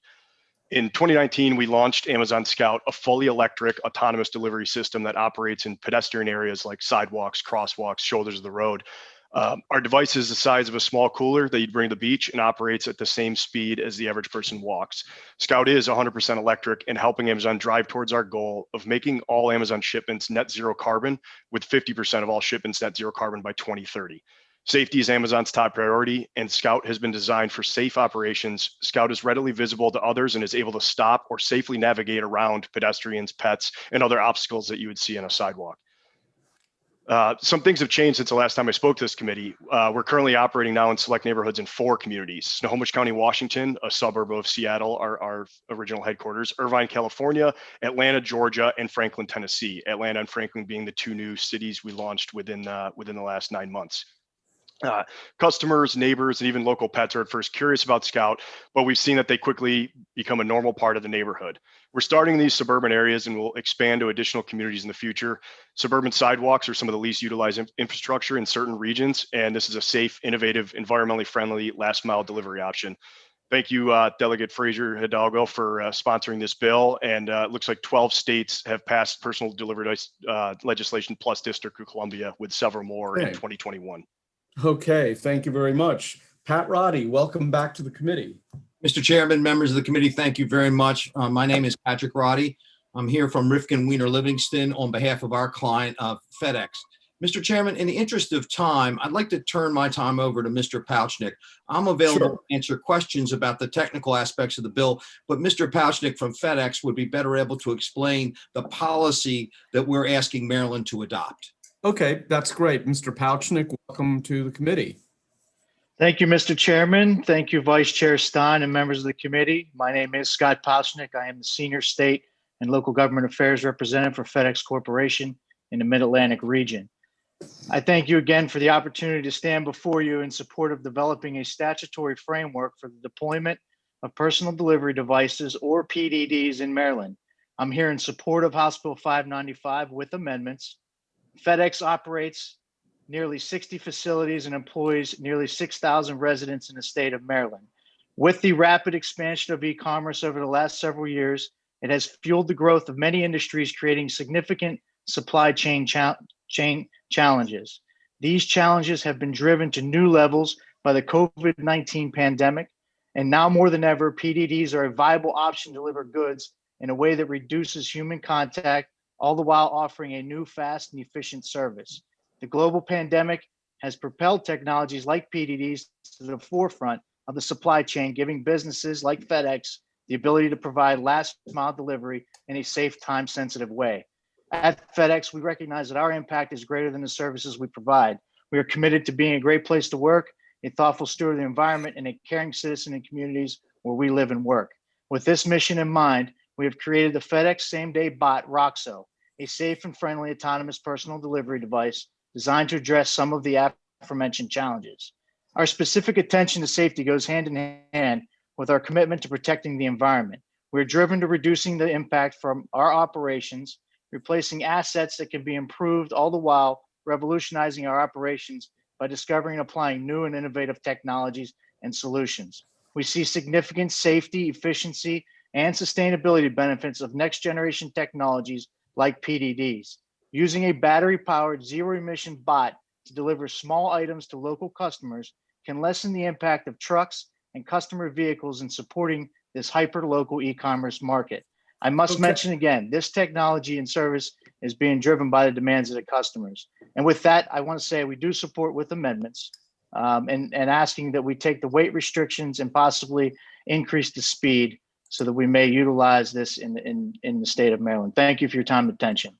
Happy to answer any questions. We have questions from Delegate Jacobs, Delegate Terraza, and Delegate Otto in that order. Jay. You're muted, Jay. Okay, Mr. Chairman. Delegate, I was looking at the fiscal note, and it says to personal delivery device operate without registration. It looks like specific language to operate without registration. So I'm wondering, A, why that was put in specifically, and B, I guess in the 12 states where it's what it was talked about earlier, is it that same kind of language without registration, or why wouldn't we want to have them registered? Mr. Chairman, I can answer to the registration of Maryland, and I think Jeff can answer about the other Sure. state. That's okay. Go ahead, Pat. Appreciate it. We modeled this. Is the FedEx device specifically is based upon a motorized wheelchair chassis. So we adopted the same registration requirements as that motorized wheelchair or a Segway. We also modeled it on the legislation which this legislature approved back in 2005 for devices like Segway. So they're not registered vehicles. However, the vehicles that both Amazon and FedEx have employed are required under the legislation to have individual identifier numbers that are clearly visible to any law enforcement officials or members of the public. Yeah, I read that in the bill that they would have identifying numbers. I'm just curious as to why, it was specific to operate without registration, that part of it, because it is a vehicle, whether it's the size of a Segway or a wheelchair or whatever, it's still on a public, it's on a public sidewalk or a public street. And I'm just curious as to why it didn't. And one delegate and committee, if I can, one distinction here is we are distinguishing this from vehicle, which carries passengers, and this is a device. So no passengers could be carried. And therefore, as a device, we felt that registration was not required. But Jeff can talk to you about what the other states do. Jeff? Yes, sir. Yes, Delegate. Good question. So most of the states do not have, I believe Washington is the only state that has a registration requirement. And that comes from the DMVs or MVAs, and that because these delivery devices are not motor vehicles, there's no precedent to have registration for, let's say, bike deliveries or scooters or things like that. So it's just that's how it's played out in other states. Yeah, because there are municipalities that require tags on and registration on bicycles, that aren't motor vehicles either. That's why if you're using these on municipal sidewalks, et cetera, that was really kind of the basis for the question, but I appreciate your answer. Okay, next question goes to Delegate Terraza. Thank you, Mr. Chairman. I wonder if somebody can speak to the safety issue. I heard we're committed to safety. I heard that suburban sidewalks are one of the most underutilized assets. But I remember there being some discussion of it last year, but I would say that is my key concern about these. And I'm wondering if you could speak to that. Yes, I'd like to take that if you don't mind from Amazon. Yep, go ahead. So we've done tens of thousands of deliveries already in these 4 communities with no incidents, safe deliveries. And so they have the latest sensors similar to automobiles that have sensors for backing up and going forward, but the bot itself is actually driven by those. So if something crosses in front of it, it can stop. Ours is a small bot, somewhere around 100 pounds, and travels the pace of a pedestrian. So you could imagine how quickly that could stop in the case of a safety, something jumping in front of it. Like I said, we have incidents where dogs come near to sniff it and it stops. It has to stop on the sidewalk and waits for the path to clear, and then it can continue going. So we haven't had any safety incidents with it to date. I'd love to see a video of that. Yeah. So you have, oh, sorry. The only other thing that I would joking. I'm sorry. The only other thing that I would add, Delegate Terraza, is that this was something that we talked about last year, and I have had conversations about that this year, and we will have further conversations about that. And the subcommittee is working through this because my number one priority for this is this safety aspect. When we talk about how fast they go and how much they weigh and what kind of accidents there may be. So we are in active conversations about trying to more closely define that to protect people. And that's the number one priority, is to make sure that what you're thinking about, which is what I've been thinking about for a little over a year now, doesn't happen. Yeah. So, Mr. Cleland, you said there haven't been any incidents, but do you have studies? Do you have what information can you provide other than that there haven't been any incidents yet? No, I don't think we wouldn't have any studies. I'll have to go back to our team and I can get back to you on that. But like I have said, we haven't had any incidents with a safety, but I can go back to our team and get back to your office with that if that's what you'd like. I mean, for example, I worry about little dogs like the chairman's size dogs coming up, and they first maybe it stops, but then they run away and they come back. Yes. So I mean, I'm just, or toddler or small children messing with it, or so. No, I appreciate that. Delegate Frazier Hidalgo, I just, and maybe we can talk a little bit more offline about that, but I do want to hear more about that. And I wish there was some data that you could show me other than there's been no accidents yet. But thank you, Mr. Chairman. And Delegate Charles, I have to say that I completely agree with you. I get it. I get it. And so that is a big piece of this bill. It's the most important piece of this bill, is that we do no harm. So great. Yeah. Thank you. Okay, next, Delegate Harrison. Thank you. Just 2 quick questions. My first question really had to do with in the identification, having Braille. We had some bills over the past few years that dealt with like the scooters and those devices.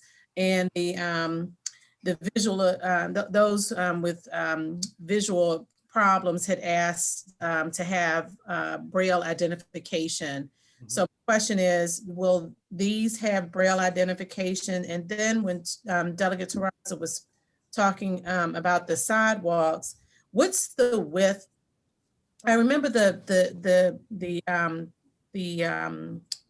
bot that came in, but I don't remember like the width. And I know in some communities, the width of the standard sidewalk really only is really wide enough for two people to walk on it. Some sidewalks are larger or wider, and I don't remember the width of them, but the standard sidewalk, at least most of them in my community, really only about two people as opposed to, 3 or 4 that can walk along the way. So those are my 2 questions. And Mr. Chairman, if I can answer the first question. Sure. Braille identifiers are specifically required in the legislation in front of you, Delegate Harrison. And then I can turn it over to Scott and Jeff to talk to you about the width and sidewalk utilization.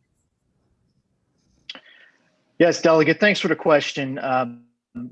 Roxo, our personal delivery device with FedEx, is designed to work itself on the sides of the roadway, and when necessary, to go ahead and go up on the sidewalk.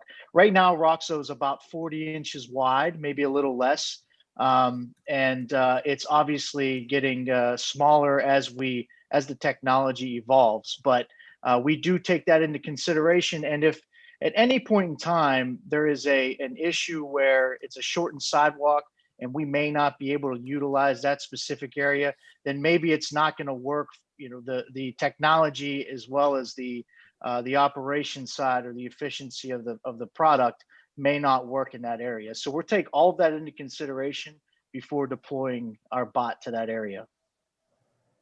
Thank you. Yes, Delegate, and a similar note from the Amazon side, our bot is significantly smaller. I don't have the exact measurements of it, but it's like about as wide as an igloo cooler, and so it's making the decision on sidewalk width of can I safely pass something, or do I have to exit the sidewalk to let them go by? Similar to the way the pedestrian would act on a sidewalk. I live in an area. I'm looking at my sidewalks now, and trash cans are left out today, Thursday, trash day, and they're left blocking the sidewalk. The bot would have to exit the road temporarily to get back on when it's safe to do so. And it makes that decision, based on its size, knowing what and seeing what's in front of it. And Delegate, if I could just follow up and say one thing about this to everybody, I guess, and that is, this is a really, really exciting time for this kind of technology. This is akin to setting the ground rules or the road rules for the Model T, or when people started going from horses and carriages to cars. So there's a lot of work for the subcommittee in this. It's not going to be particularly easy, but I will tell you, it's going to be a lot of fun, because this is like the Industrial Revolution all over again, 120 years later. Okay, we have a question from Delegate Clark, then Learman. Thank you, Mr. Chairman. This is a question for the 2 folks, one from Amazon and one from FedEx. School me a little bit on just how these operate. Are these bots packed at a distribution center and loaded on a truck and then brought into an area and dispatched from that area, make their deliveries, and then turn around and come back? Or does the driver of the delivery truck pack them at a location on the side of the road and then disperse them out? Yeah, that's good. Yes, Delegate, I could start with that. Our current operations in the 4 communities we're operating in are exactly that, with a delivery van. As we test customer experience, as we build the AI for the autonomous growth, they're being delivered by vans to the neighborhood, retrieved, taken back, and recharged and reloaded. And that model will likely change in the future, getting the bots closer to communities. But our current operations are the delivery van right now. So excuse me, Mr. Chair, but so it only makes one delivery and then it comes back to the truck? No, the scouts are able to make several deliveries based on the size of the packages that can fit inside. Okay. And how many human jobs will one bot on the street eliminate? We haven't seen any elimination. And If anything, we've seen a growth, Delegate. The e-commerce pie is growing. We need more and more delivery drivers day in day, as you've seen over the last year in the hiring that we've been doing. So it's not taking away from a certain pie. The pie is growing. So it's making drivers and it's making warehouse workers more efficient, but it's also adding robotics jobs and mechanics jobs and dispatch jobs and that. So, Amazon is entered or inserted robotics into our facilities years ago, and we've since hired hundreds of thousands. So it hasn't taken any jobs away. It's created jobs. And Delegate Clark, if I may, Delegate Clark, if I may, I said, Delegate Clark, if I may, just think about how much our entire society worldwide has moved toward deliveries as a result of COVID. So the jobs are just, in that industry are just kind of exploding. Well, Mr. Chairman. Mr. Chairman, FedEx has a different model, and I wanted to make sure that Delegate Right. And FedEx answer to his question. right. If you don't mind, I mean, Jeff is right on. I mean, it's obvious that e-commerce with e-commerce alone, as well as COVID, we're hiring an unlimited number of people right now. But the business model currently is a little bit different from Amazon's in that ours would be domiciled at a retail location, deployed from that retail location to the consumer, to a residential area, and then back. It would be able to do multiple deliveries based on where the geographical area of the deliveries are. And it gives that opportunity for a retail customer of ours to kind of get their product out to the consumer in a contactless way. A lot of, with what's going on with the pandemic, people don't want to go into stores. They don't want to have to go back to the grocery store if they forgot to get the milk or the bread or whatever. So this would be able to be domiciled there, leave there, and go directly to the consumer. So a little bit different business model, but similar in that it's still that last mile, 3 to 5 mile radius type delivery. Okay. I appreciate it. My major concern is eliminating human jobs, especially at that price, that wage level that you would be paying for someone to make a delivery. I think in some of the under disadvantaged neighborhoods where folks could have a reasonable job making deliveries, that we're going to farm it out to bots and robots at the loss of some jobs for folks that live in neighborhoods where they don't have the ability to a lot of transportation to go to work. So anyway, that's good. Thank you very much. Okay, the next question is to Delegate Learman, and then Delegate Amprey will get the last question. We'll move on to the next bill. Thank you. I'll keep this as short as possible. So I guess my concern is that, as Delegate Fraser Hidalgo said, we are in this new age of moving things, and there's not a lot of space on sidewalks, and there's not a lot of space on roads, but we don't have enough non-car lanes. Some people call them bike lanes. I would call them everything but car lanes, wheelchairs and scooters and bikes. So I guess that is the place that I would think your devices should be. And I'm wondering what efforts you're making to encourage cities and states to create more of those lanes so that your devices can be in those spaces rather than on sidewalks where I'm walking. And, I don't really want to have to walk around your machine. I'd like it to be someplace else in a place that's supposed to have motorized vehicles. So I'd love to hear more about what it is you are doing to help create more space that's not for cars and that's separate from pedestrians. Well, I can speak to that first, Delegate. It's a great question. So we at Amazon are starting to do cargo e-bike delivery in New York City, and it's starting out of our Whole Foods, and we'll be moving across the country with traditional package delivery as well. And so we are users of the bike lane as well from a corporate perspective, that a significant amount of our corporate employees move in bike lanes to work, to commute in normal times. And right now that it's not normal times. But so there is a bot in Michigan that is looking for specific bike lane access. We, in the communities that we're operating in, they don't have bike lanes in suburban communities. So really it's road or sidewalk, and you're kind of limited between the two. And so, in order to get to reach our electrification goals and our environmental goals, is how do we get some of those vans off the streets? And this is one of those options. And so while we don't want to, mess up your morning walk in there, and my kids learning how to ride their bikes on our sidewalks. That's why the bot is designed to exit the sidewalk safely when it needs to avoid people. So it's not in that awkward sharing space. But as of right now, we don't have the goal of using bike lanes because bikes move much faster. And there's just also just infrastructure. Bike lanes end awkwardly in some cities, in some areas. And so it makes it a challenge for the autonomous technology versus seeing where sidewalk ends and grass starts. Just seems like a good opportunity for advocacy for you to start encouraging the building of more bike lanes all over so that you could actually be there. Thank you. And I think it's Delegate Ampry gets the last question. So actually, Delegate Learman actually had the last question because my question was pretty much the same thing. Oh, okay. All right. Well, listen, thank you very much. That concludes the public hearing on House Bill, what was it? 595. We'll go to House Bill 649, Delegate Anderton.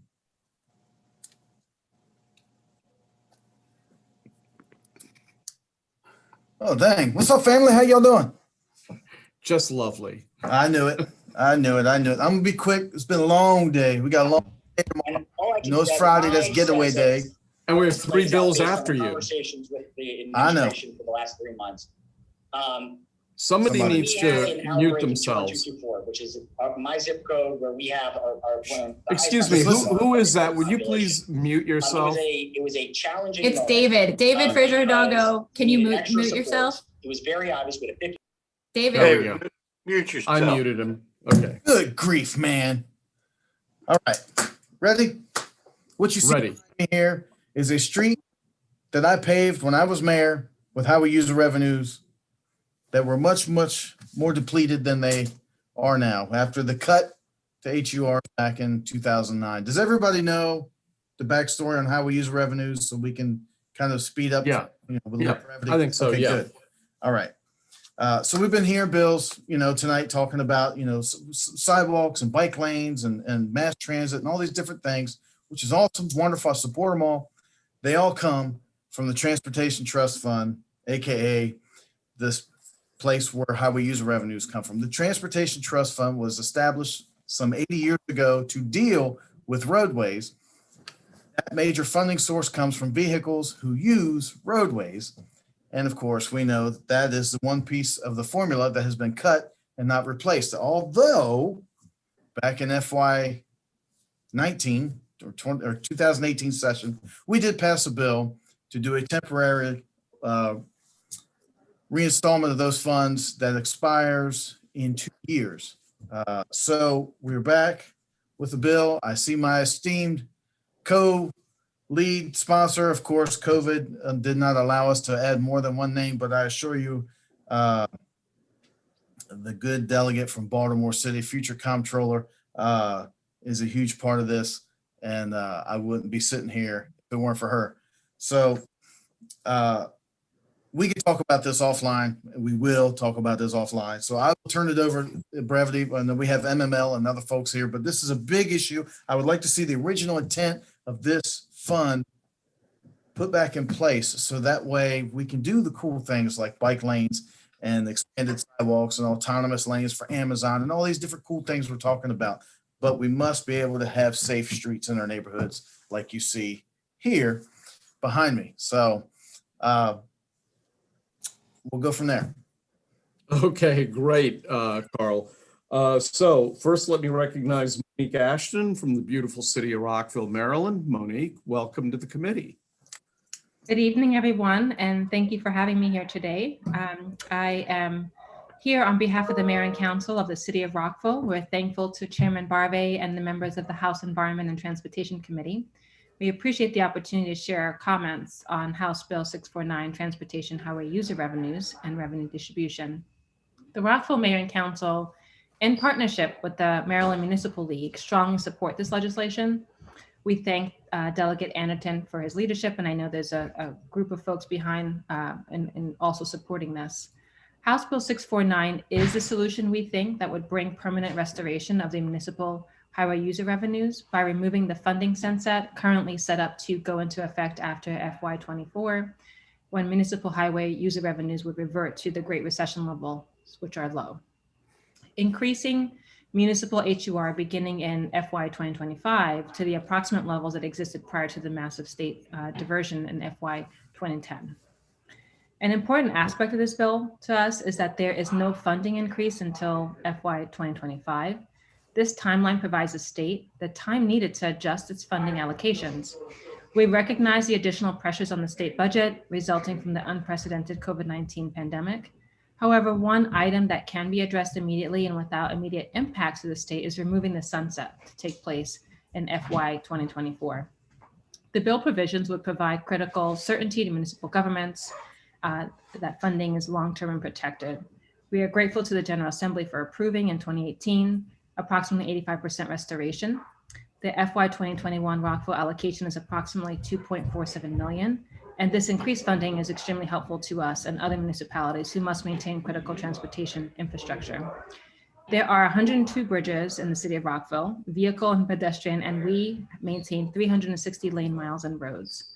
However, with the sunset looming, it's difficult to engage in long-term transportation project plans. This increased funding has enabled the city to make larger investment in capital improvement projects, including road and sideway projects, maintenance, pedestrian safety, Vision Zero, traffic calming devices that help keep our residents safe. As we move forward with implementation of our Vision Zero plan, the goal to end traffic crash deaths and serious injuries by 2030, sufficient and stable HUR funding is needed. Monique, if you could start to wrap up, the committee would appreciate it. Thank you. It's critical that the General Assembly re-engage in the discussion and fully and permanently restore the highway user revenues. We really appreciate your time and we hope for a favorable report. Thank you. Thank you very much. Next, Alex Butler with MACO. Well, good evening, Chair, Vice Chair, members of the committee. Alex Butler with Maryland Association of Counties here in support of House Bill 649. I'll be brief, as you have already heard from the sponsor and the league. This is a high priority for counties, and we appreciate the attention to this matter from both the sponsor and the committee. The bill would offer a positive path forward for our statewide transportation investments. It would also promote long-term restoration for state levy transportation revenues needed to support safety and maintenance work on local roads and bridges. This bill takes an appropriate next step with HUR and eliminates the coming cliff effect following a multi-year advance in local funding. House Bill 649 is a good, I believe, forward-thinking bill that would offer support for local transportation needs and avoid this dramatic drop-off. And accordingly, MACO urges the committee to issue a favorable report on House Bill 649. Thank you very much. Thank you. Next, Liam Davis with the City of Baltimore. Mr. Chairman, I think Alex, he was not Dr. No today. That's right. Is that correct? This Absolutely. time he's not. Yeah, this time he's not. Liam Davis is up next. Thank you, Mr. Chair. Thank you, members of the Environment and Transportation Committee, Delegate Anderton, who is lead sponsor of this critical piece of legislation. My name is Liam Davis, Legislative Affairs Manager for Baltimore City Department of Transportation. As many of you are aware, direct highway user revenue allocations to local governments were cut significantly in response to the state revenue challenges resulting from the Great Recession. Despite a prolonged economic recovery and stabilization of the Transportation Trust Fund prior to the onset of the pandemic, in part due to a fuel tax increase during the 2014 legislative session, HUR state aid to local governments remains historically low. The city of Baltimore, in particular, remains severely impacted by ongoing HUR cuts to Maryland local governments. Due to it being the only local jurisdiction responsible for maintaining all state highways and an interstate in I-83, Baltimore City really depends on this HUR piece. This remains true today, and the cut to HUR has resulted in a roughly $850 million cumulative cut over the past 12 to 13 years. So when we talk about the amount of infrastructure needs and aging infrastructure needs, this is very important. This wear and tear contributes to costs to MTA Maryland as well as commuters to Baltimore City from surrounding counties and city residents themselves. While House Bill 649 wouldn't fully return Baltimore City to pre-recession funding levels, the proposed increase from 8.3% to 8.8% is certainly a welcome step in the right direction. For these reasons, the administration of Mayor Brandon Scott respectfully requests your support for House Bill 649. Thank you again for providing me the opportunity to provide testimony today. Okay, thank you very much. Next, Jake Romanell with MML. Jake, you out there? Okay. I think there's someone else from MML. Bill George. Bill George.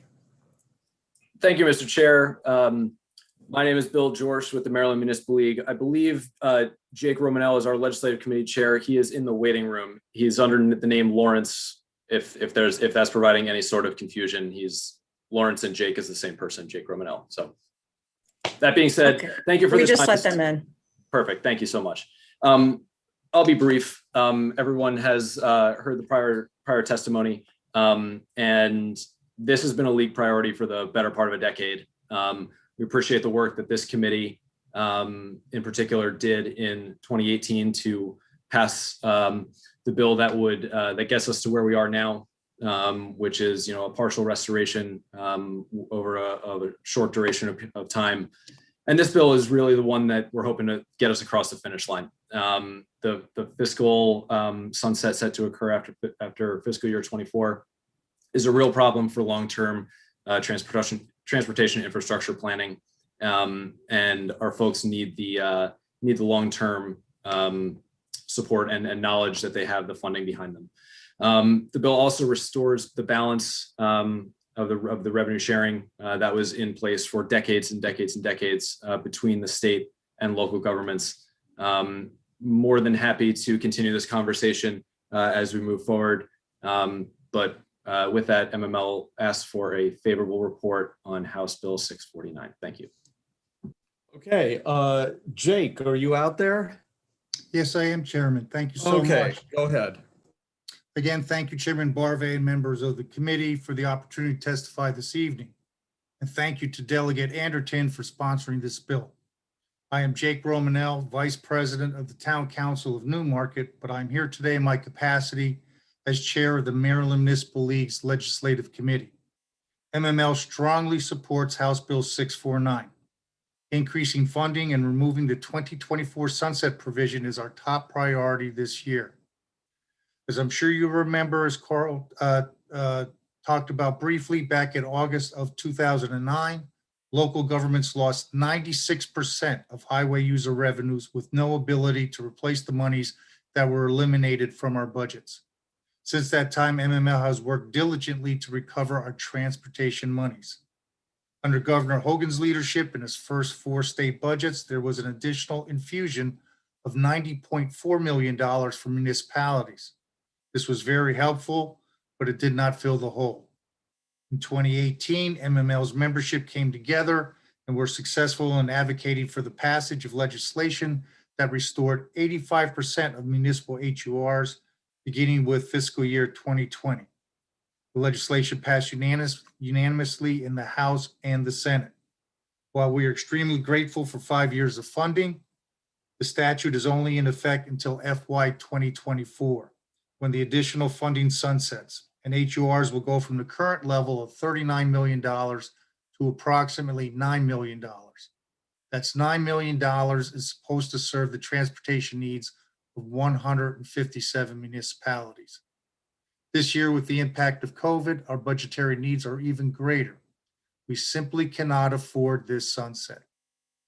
This bill passed out of the Senate last year, and we are very hopeful that it will succeed in both chambers this year. Thank you for your time, and I'm happy to answer any questions.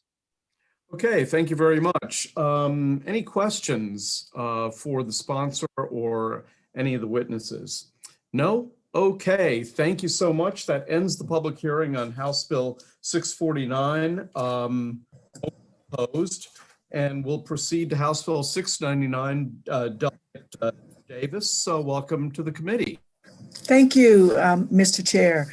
Good evening, Chairman Barve, Vice Chair Stein, and esteemed members of the committee. My name is Delegate Deborah Davis from District 28 in Charles County. Today, I am here to introduce House Bill 699. It's entitled Motor Vehicles, Driver's License, and Insurance Offenses Penalties. Before I start, I would like to thank Delegate Brooke Learman and other members of your committee for championing these issues regarding the criminalization of poverty. So this is the problem. Currently in Maryland, citizens are being incarcerated for non-driving offenses, such as driving without insurance and driving with a suspended license. These penalties are up to $1,000, and they include incarceration. These offenses can be as minor as not getting your driver's license renewed in time, or just things that that the average citizen could do. And a lot of it is related to poverty, to moving around, to the mail not catching up with you, things like that. We believe, and there's been a move in the legislature these days to stop imprisoning those who cannot pay. I'm going to move fast. House Bill 699 will end the incarceration of motorists for driving without insurance and driving without. So you get 4 minutes. So you're going to. I get 4 minutes. Well, I need to back up. And it will reduce the fees from $1,000 to $50, and it will make it more affordable and move in the right direction to decriminalizing poverty in Maryland. And since I have extra time, MDOT did give us a little pushback on this bill. And their specific concerns were that we were setting these fines for driving while intoxicated and issues like that. And they should be specifically excluded. I am by no means coming to this committee asking for the non-incarceration for those who consistently drive drugged or drunk. That's all I have. I have, I believe, one witness, and I submit to you my request for a favorable report on HB 699. Thank you. All right, Delegate. Yes, you have one witness, Christopher Dews, and then we'll entertain questions for both of you. Christopher, welcome back to the committee. Thank you, Chairman and members of the committee. My name is Christopher Dews, and I'm a policy advocate for the Job Opportunities Task Force. We, of course, our mission is always to help lower wage workers advance to higher wage jobs. And as such, we strongly support House Bill 699 to ensure that we are not criminalizing poor communities of color who are simply attempting to obtain employment. As many of you already know, because this this committee talks about it a great deal, mobility is key to Maryland's economy. Almost half of Marylanders, and some research says more, have to drive cross county just to get to work. Only 45% of Marylanders are even able to telework. And unfortunately, when you look at the Baltimore City region, only 9% of jobs can be reached within 1 hour. What this means is that you have to have a license and you have to have a car to be able to drive. Unfortunately, what we discover is that to drive in Maryland, you have to have auto insurance. But because of non-driving factors like credit history, education, zip code, auto insurance tends to be ridiculously high for lower income communities, specifically in Baltimore City, Prince George's County, and Baltimore County. And so what we discover is that for the 500 to 700,000 Marylanders who are driving uninsured, they're doing so simply because they cannot afford auto insurance, which is the statute that we're talking about today, will allow you to be incarcerated if you're driving without it. When you consider child support, driver's license suspensions, we have a lot of people that I used to work with in workforce. This is a huge problem where they're trying to secure employment, but they can't because they don't have a license. So they end up having to drive and take care of their families anyway. And of course, that also risks incarceration. So what we wanted to do with this bill was simply eliminate and decriminalize poverty because they can't afford to get their licenses in good standing, or they can't afford auto insurance. And that is the reason why they're deflecting the law. I know MDOT sent a letter to you all. I just want to say that if people could be in compliance, they would, but they cannot afford to be in compliance. So we have to shift the laws in some way to make them good for compliance. We're also open to negotiate on that $50 fine, switching that fee. That's just a number that I thought was going to be good for bringing it down from 1,000. But for those reasons, we urge a favorable report, and we just hope that we can push to decriminalize poverty by making sure that people do not lose their freedom for driving for things that they can't afford. Okay, we've got a question from Delegate Otto. Well, Yeah. yeah, Chairman, I Yeah. was going to ask a question, but I think his commentary answered what I had to say. So, Okay. Okay, great. In that case, Delegate Harrison, then Delegate Jacobs. Thank you. Just for clarification, so the issue is that individuals perhaps get stopped and it's determined that because they don't have auto insurance, then they are jailed and given a $1,000 fine. Is that correct? To be very specific, it's up to 1 year of incarceration and up to a $1,000 fine. What I am trying to accomplish with this piece of legislation is to bring, forgive me, what I and the delegate are trying to accomplish with this piece of legislation is to make sure that incarceration is not even considered and to bring down the fine into something that's a little more reasonable for lower income workers in Maryland. Thank you. Thank you. Oh, okay, Delegate Jacobs. All right. I'm just trying to wrap my hands around this. If a driver is caught without insurance under the bill, they wouldn't. Their fine would be $50. Is that correct? Yes, as the bill is currently written. However, I will say that I am willing to negotiate and have a conversation with the Maryland Department of Transportation because I realized that they sent a letter to make that more amenable. What we definitely do not want is a $1,000 fine because a person driving without auto insurance right now statistically is doing so because they can't afford it. Hitting them with a $1,000 fine is not going to be able to fix that issue. Definitely not hitting them as well. Continue. I don't think the initial fine is $1,000 for driving without insurance. I think it could go. It starts at a level and then it accumulates daily. But you got to consider protecting the citizens of Maryland from uninsured vehicles. There's a large number of cases where people are involved in accidents with cars with no insurance and it could be even physical injury. And, those families, they reach out to me in my office about what can I do? They're looking for help. So how do I answer that question under this bill? That I understand the meaning, I guess, the financial hardship side of it, but there's another side of it that is could cause injuries to other people that were driving, having a great old day, and the next thing you know, they're in the hospital, due to a car that was driven or a driver that was driving the car without insurance. I'd like to take a stab at that because I see it in my practice also, sir. So one difference is, well, first and foremost, uninsured motorist coverage is what covers you in that part. So these people, if you get hit by an uninsured motorist, you would use your uninsured motorist insurance. That's the first thing. So we're not gonna say that you're just completely out of luck if you get hit by an uninsured motorist. Studies have also shown that these exorbitant fees preclude people or discourage people from getting insurance. And there are other penalties. So you don't pull, the person has to go to court. They have to, the court encourages them and sets a probation based upon them getting their license. I mean, there are other mechanisms that pushes them toward getting their license, and they are proactive, and they are not as discouraging as $1,000 fee.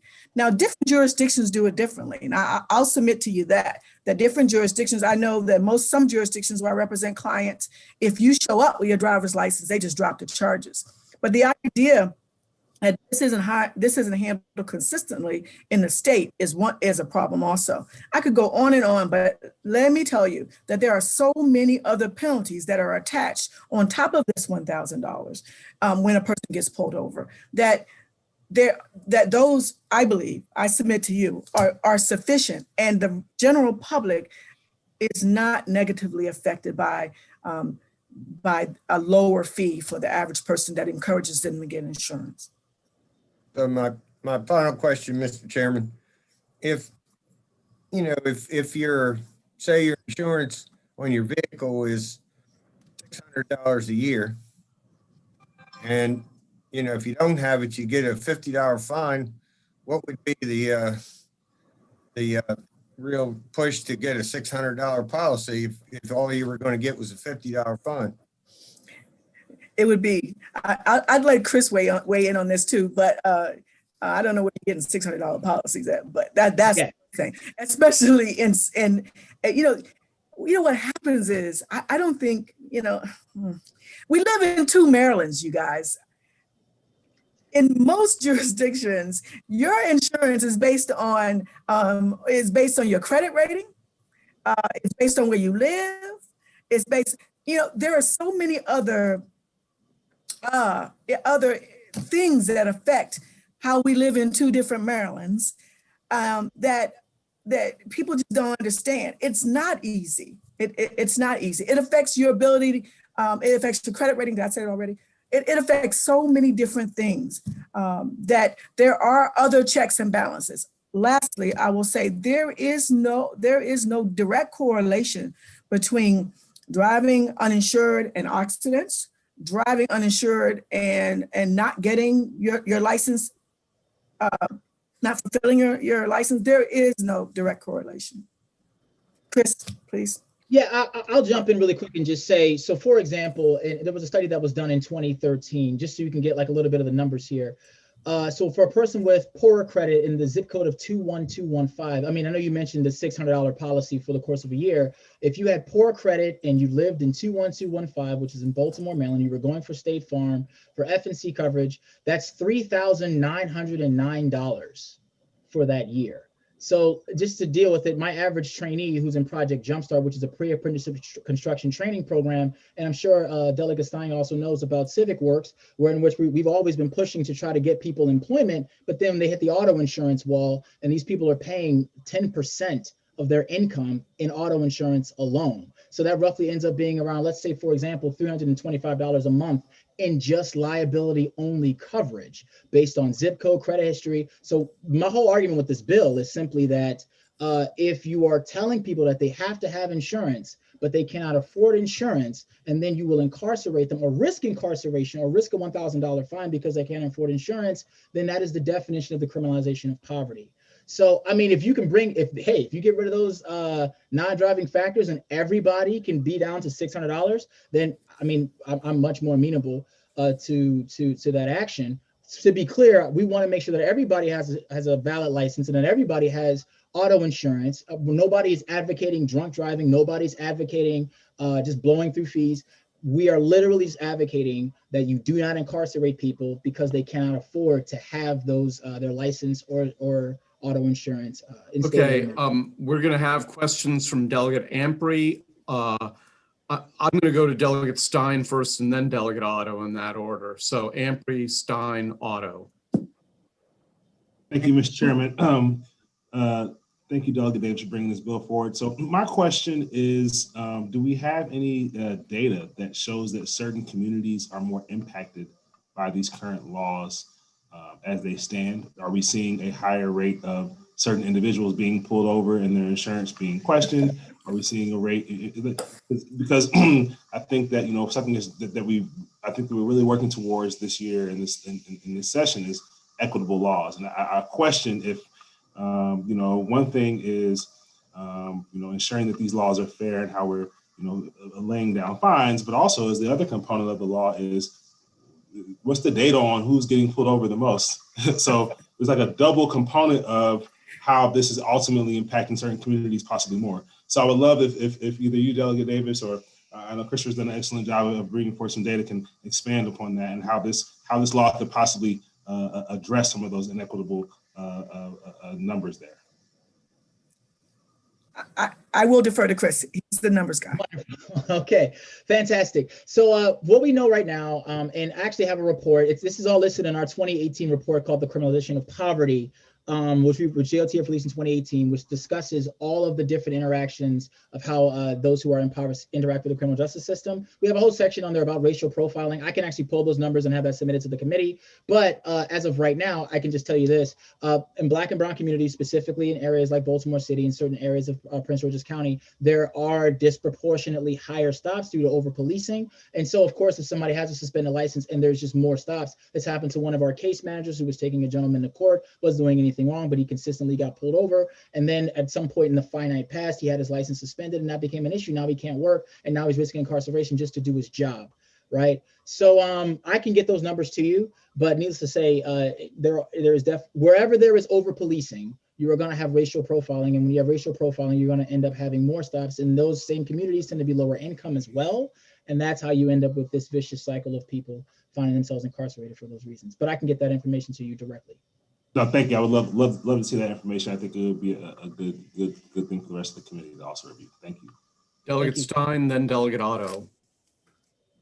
Thank you, Mr. Chairman. I really just wanted to say that based on my nonprofit work, everything that Mr. Dews and the sponsor said is true, that these fines are significant barriers for folks who want to re-enter the workplace or upgrade their skill training, and that the insurance rates along the lines of what Christopher said are accurate. Isn't that so?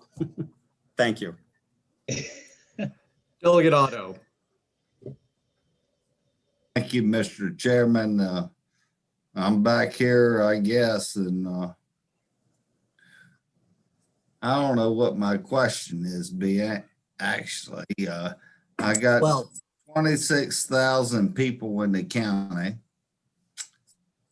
3,000 are guests of the state of Maryland.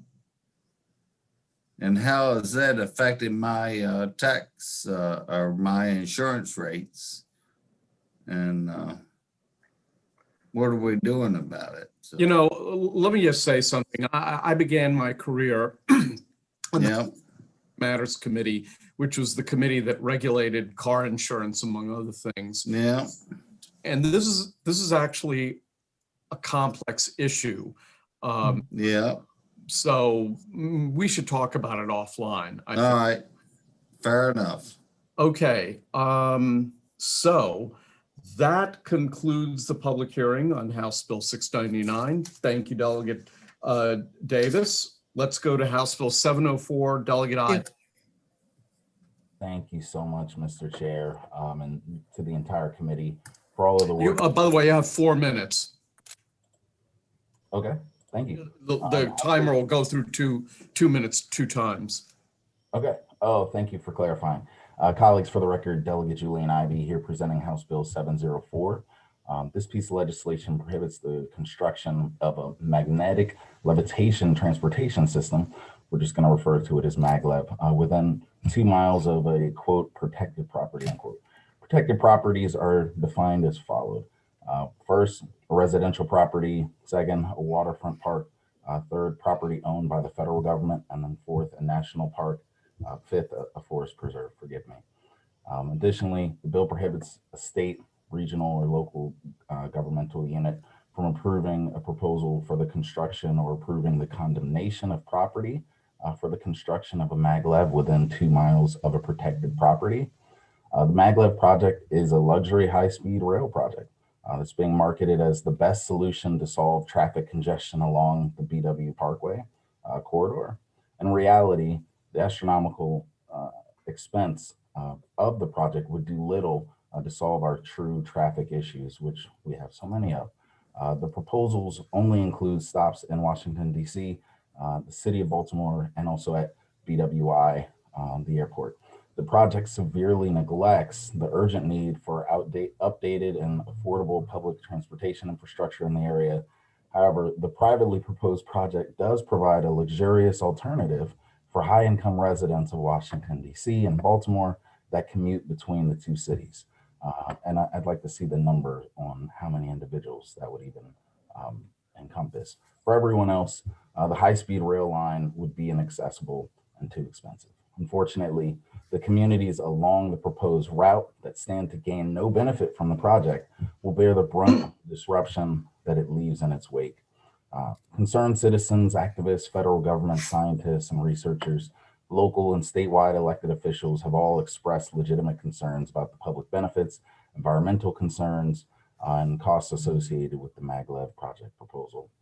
Today, I'm joined by Susan McCutcheon, the president of Bladensburg Citizens Against the Maglev, and also by the Maryland Coalition for Sustainable Transit and others. And we're all here asking for a favorable report on House Bill 704. Okay. I'm going to go through your witnesses and then we'll entertain questions directed at you and your speakers. So Susan McCutcheon, welcome to the committee. You have 2 minutes.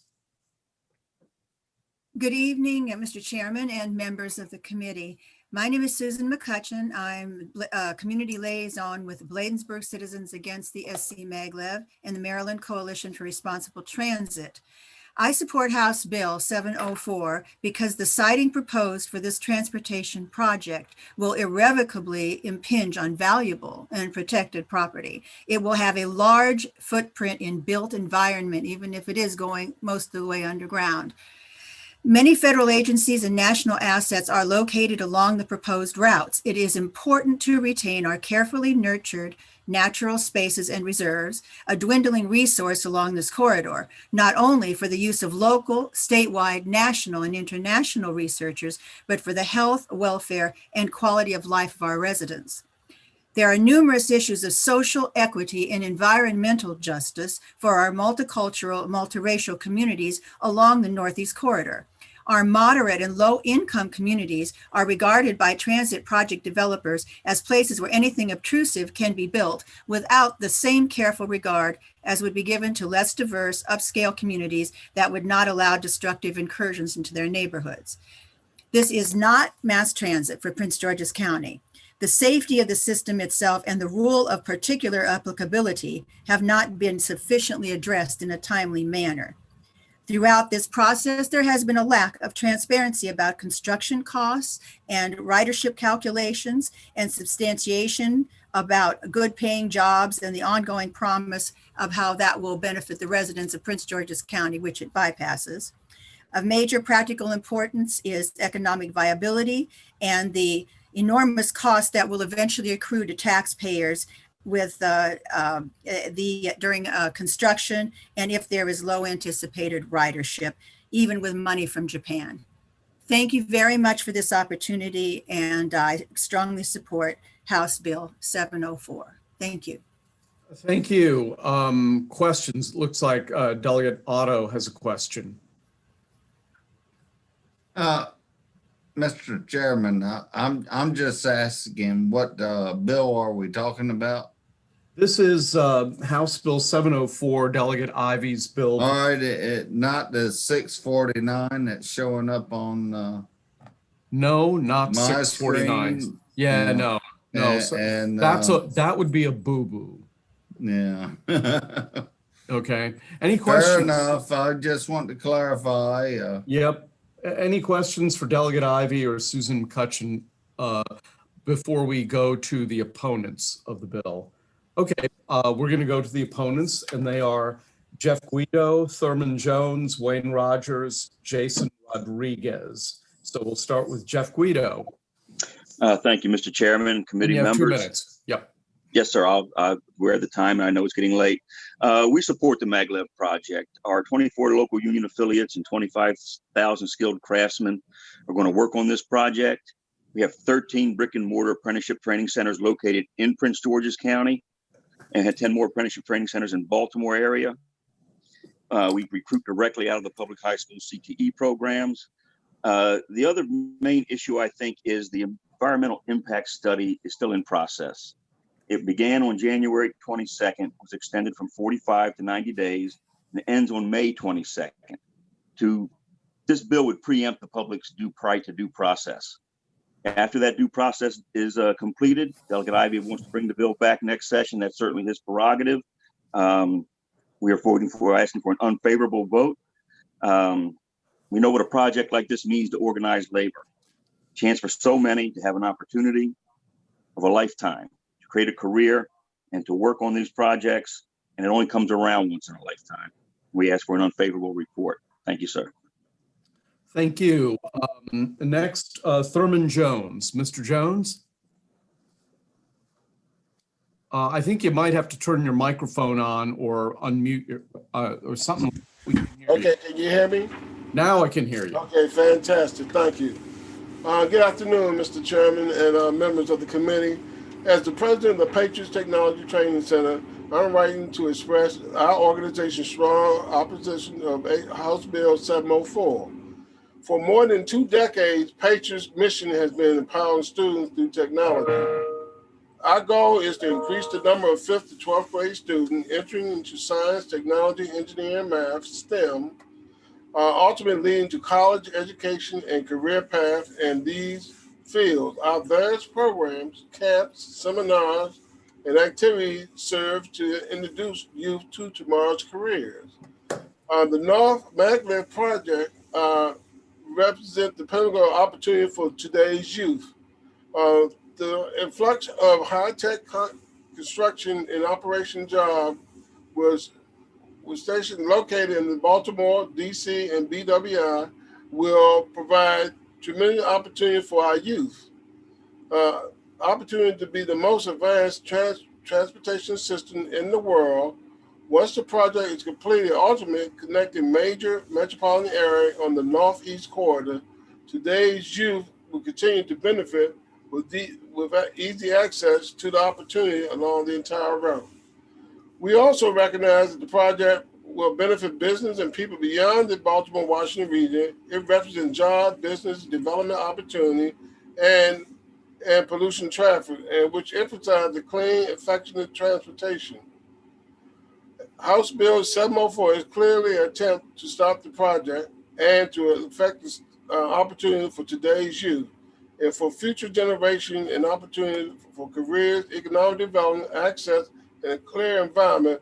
Please submit an unfavorable report on this bill. Thurman Jones. Thank you. Yeah, I think it definitely is an attempt to stop the project when it's entitled Stop the Maglev Act of 2021. Okay, Wayne Rogers and Jason Rodriguez in that order, and then we'll go to questions. Mr. Chairman, can you hear me? Yes, I can hear you and see you. Perfect. I'm Wayne Rogers, the CEO of Baltimore Washington Rapid Rail, appearing today to convey our strong opposition to HB 704. The Baltimore Washington SC Maglev project would connect Baltimore, BWI, and Washington in 15 minutes with the ultimate goal to go to New York within an hour. Construction of the first leg of the project from Baltimore to Washington will create 74,000 jobs in our state and result in a $6.5 billion GDP increase. Once complete, the first leg of the maglev will bring thousands of jobs, including those in Prince George's County. It'll open the door to an enormous growth and opportunity. It reduces traffic by taking cars off the road. Every person sitting on the train will not be sitting in a car somewhere. We spend 102 hours each year in traffic delays, $2,100 a year per commuter just from traffic delays. On its face, this bill is of questionable legality. Railroad projects are regulated by the Surface Transportation Board. The STB and the courts have stated that state or local permitting and pre-clearance requirements, including zoning ordinances, environmental and land use permitting requirements, are categorically preempted. The Stop the Maglev Project or Act is an affront to the large majority of Marylanders who seek opportunity and a future driven by superior infrastructure, a clean environment, and not traffic congestion, air pollution, and climate change.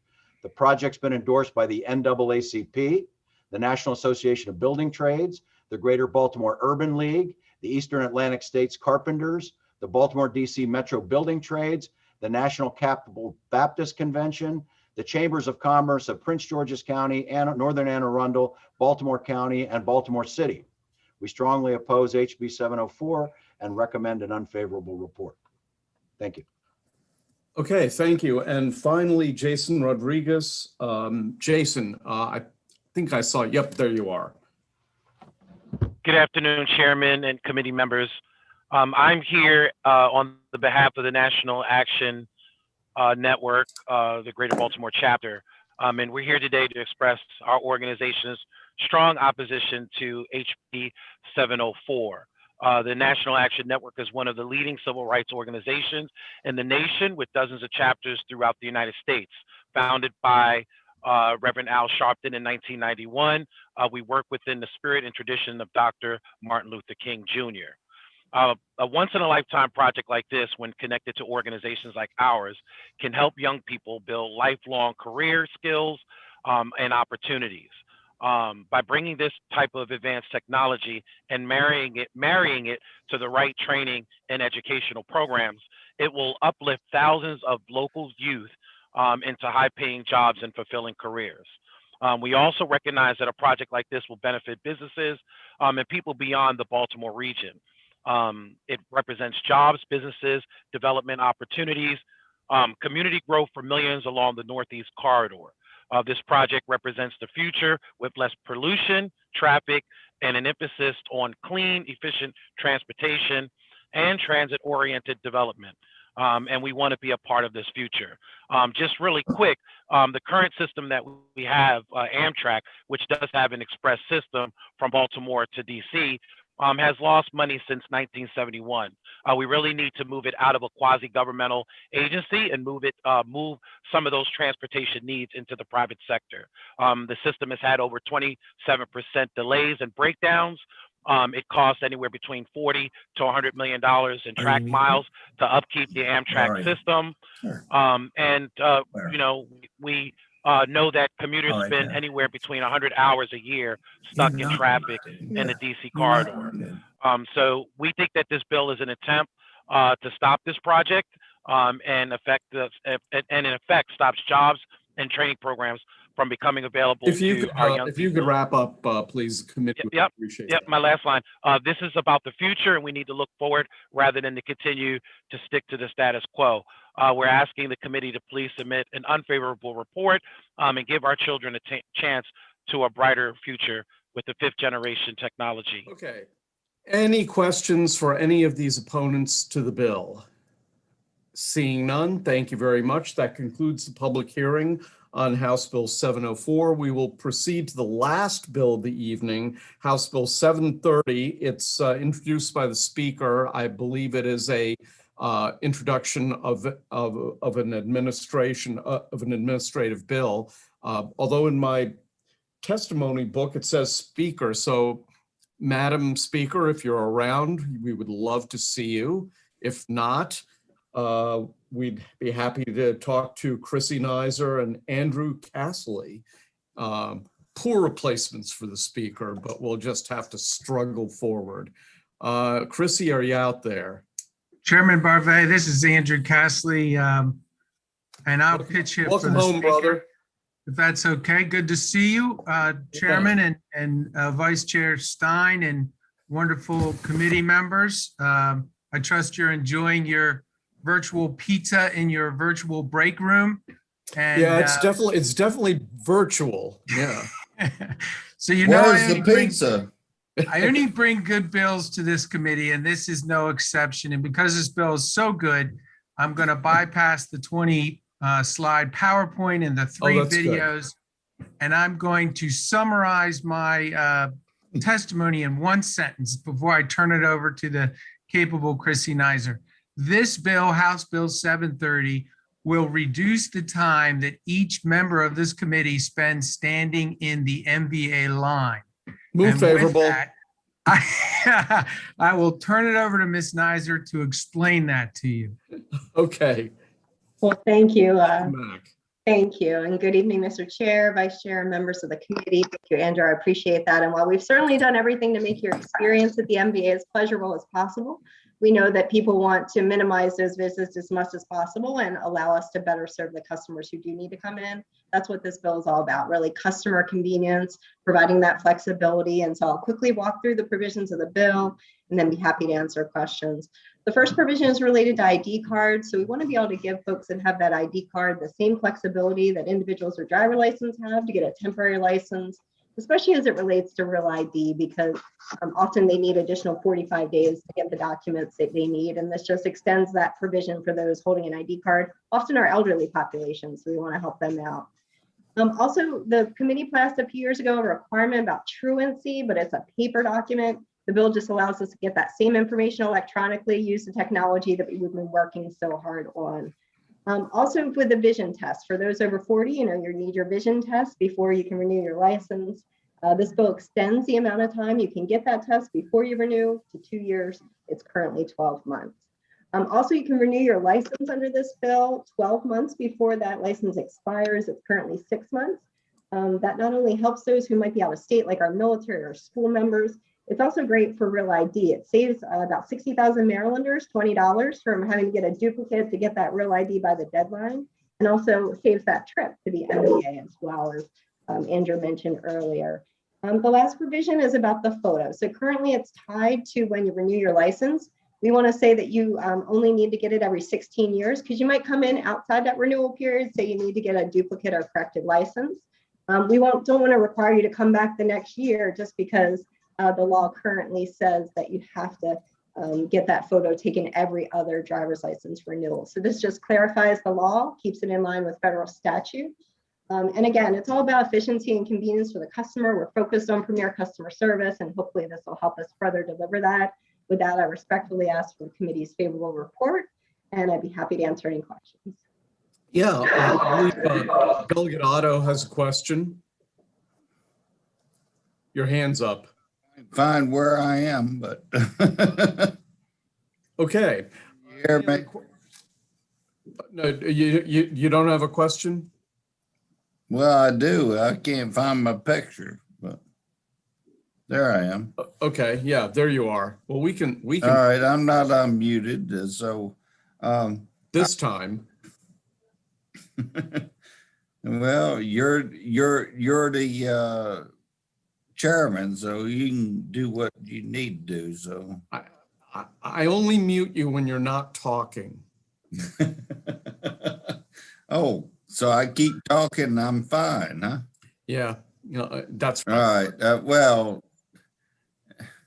now remember, this is Jeopardy. It has to be in the form of a you've question. lost my train of thought now, Chairman. Sorry about that. Well, you do a good job, Christy, with the I'd be happy to follow up with you, Delegate Otto, and the things. And I think I had something to question you on the driver's license, but well, I'd be happy to follow up with you separately if that's okay. I'll yeah, reach out to you absolutely. That would be the best thing that we do. That sounds great. Thank you so much. Okay, well, that I think brings to an end the public hearing this evening at 7 o'clock. And, we're going to be voting as a committee at 11 a.m. tomorrow, and then we're going to have a hearing tomorrow starting at 1:30, unfortunately. So there you have it, your wretched life over the next 24 hours. If you have any questions or need anything, please. Oh, Delegate Ruth, do you have a question? You got your hand up. Thank you, Mr. Chair. I admit I'm confused with all the changing schedules, but I think, don't we have floor tomorrow morning? Or I might be confused. No, I don't think. It is here on the schedule for 10 to 12. Oh, 10 to 12. Well, we'll be voting after the floor session, whenever that is. Thank you, Mr. Chair. Yeah. Oh, God, how did that happen? Okay. And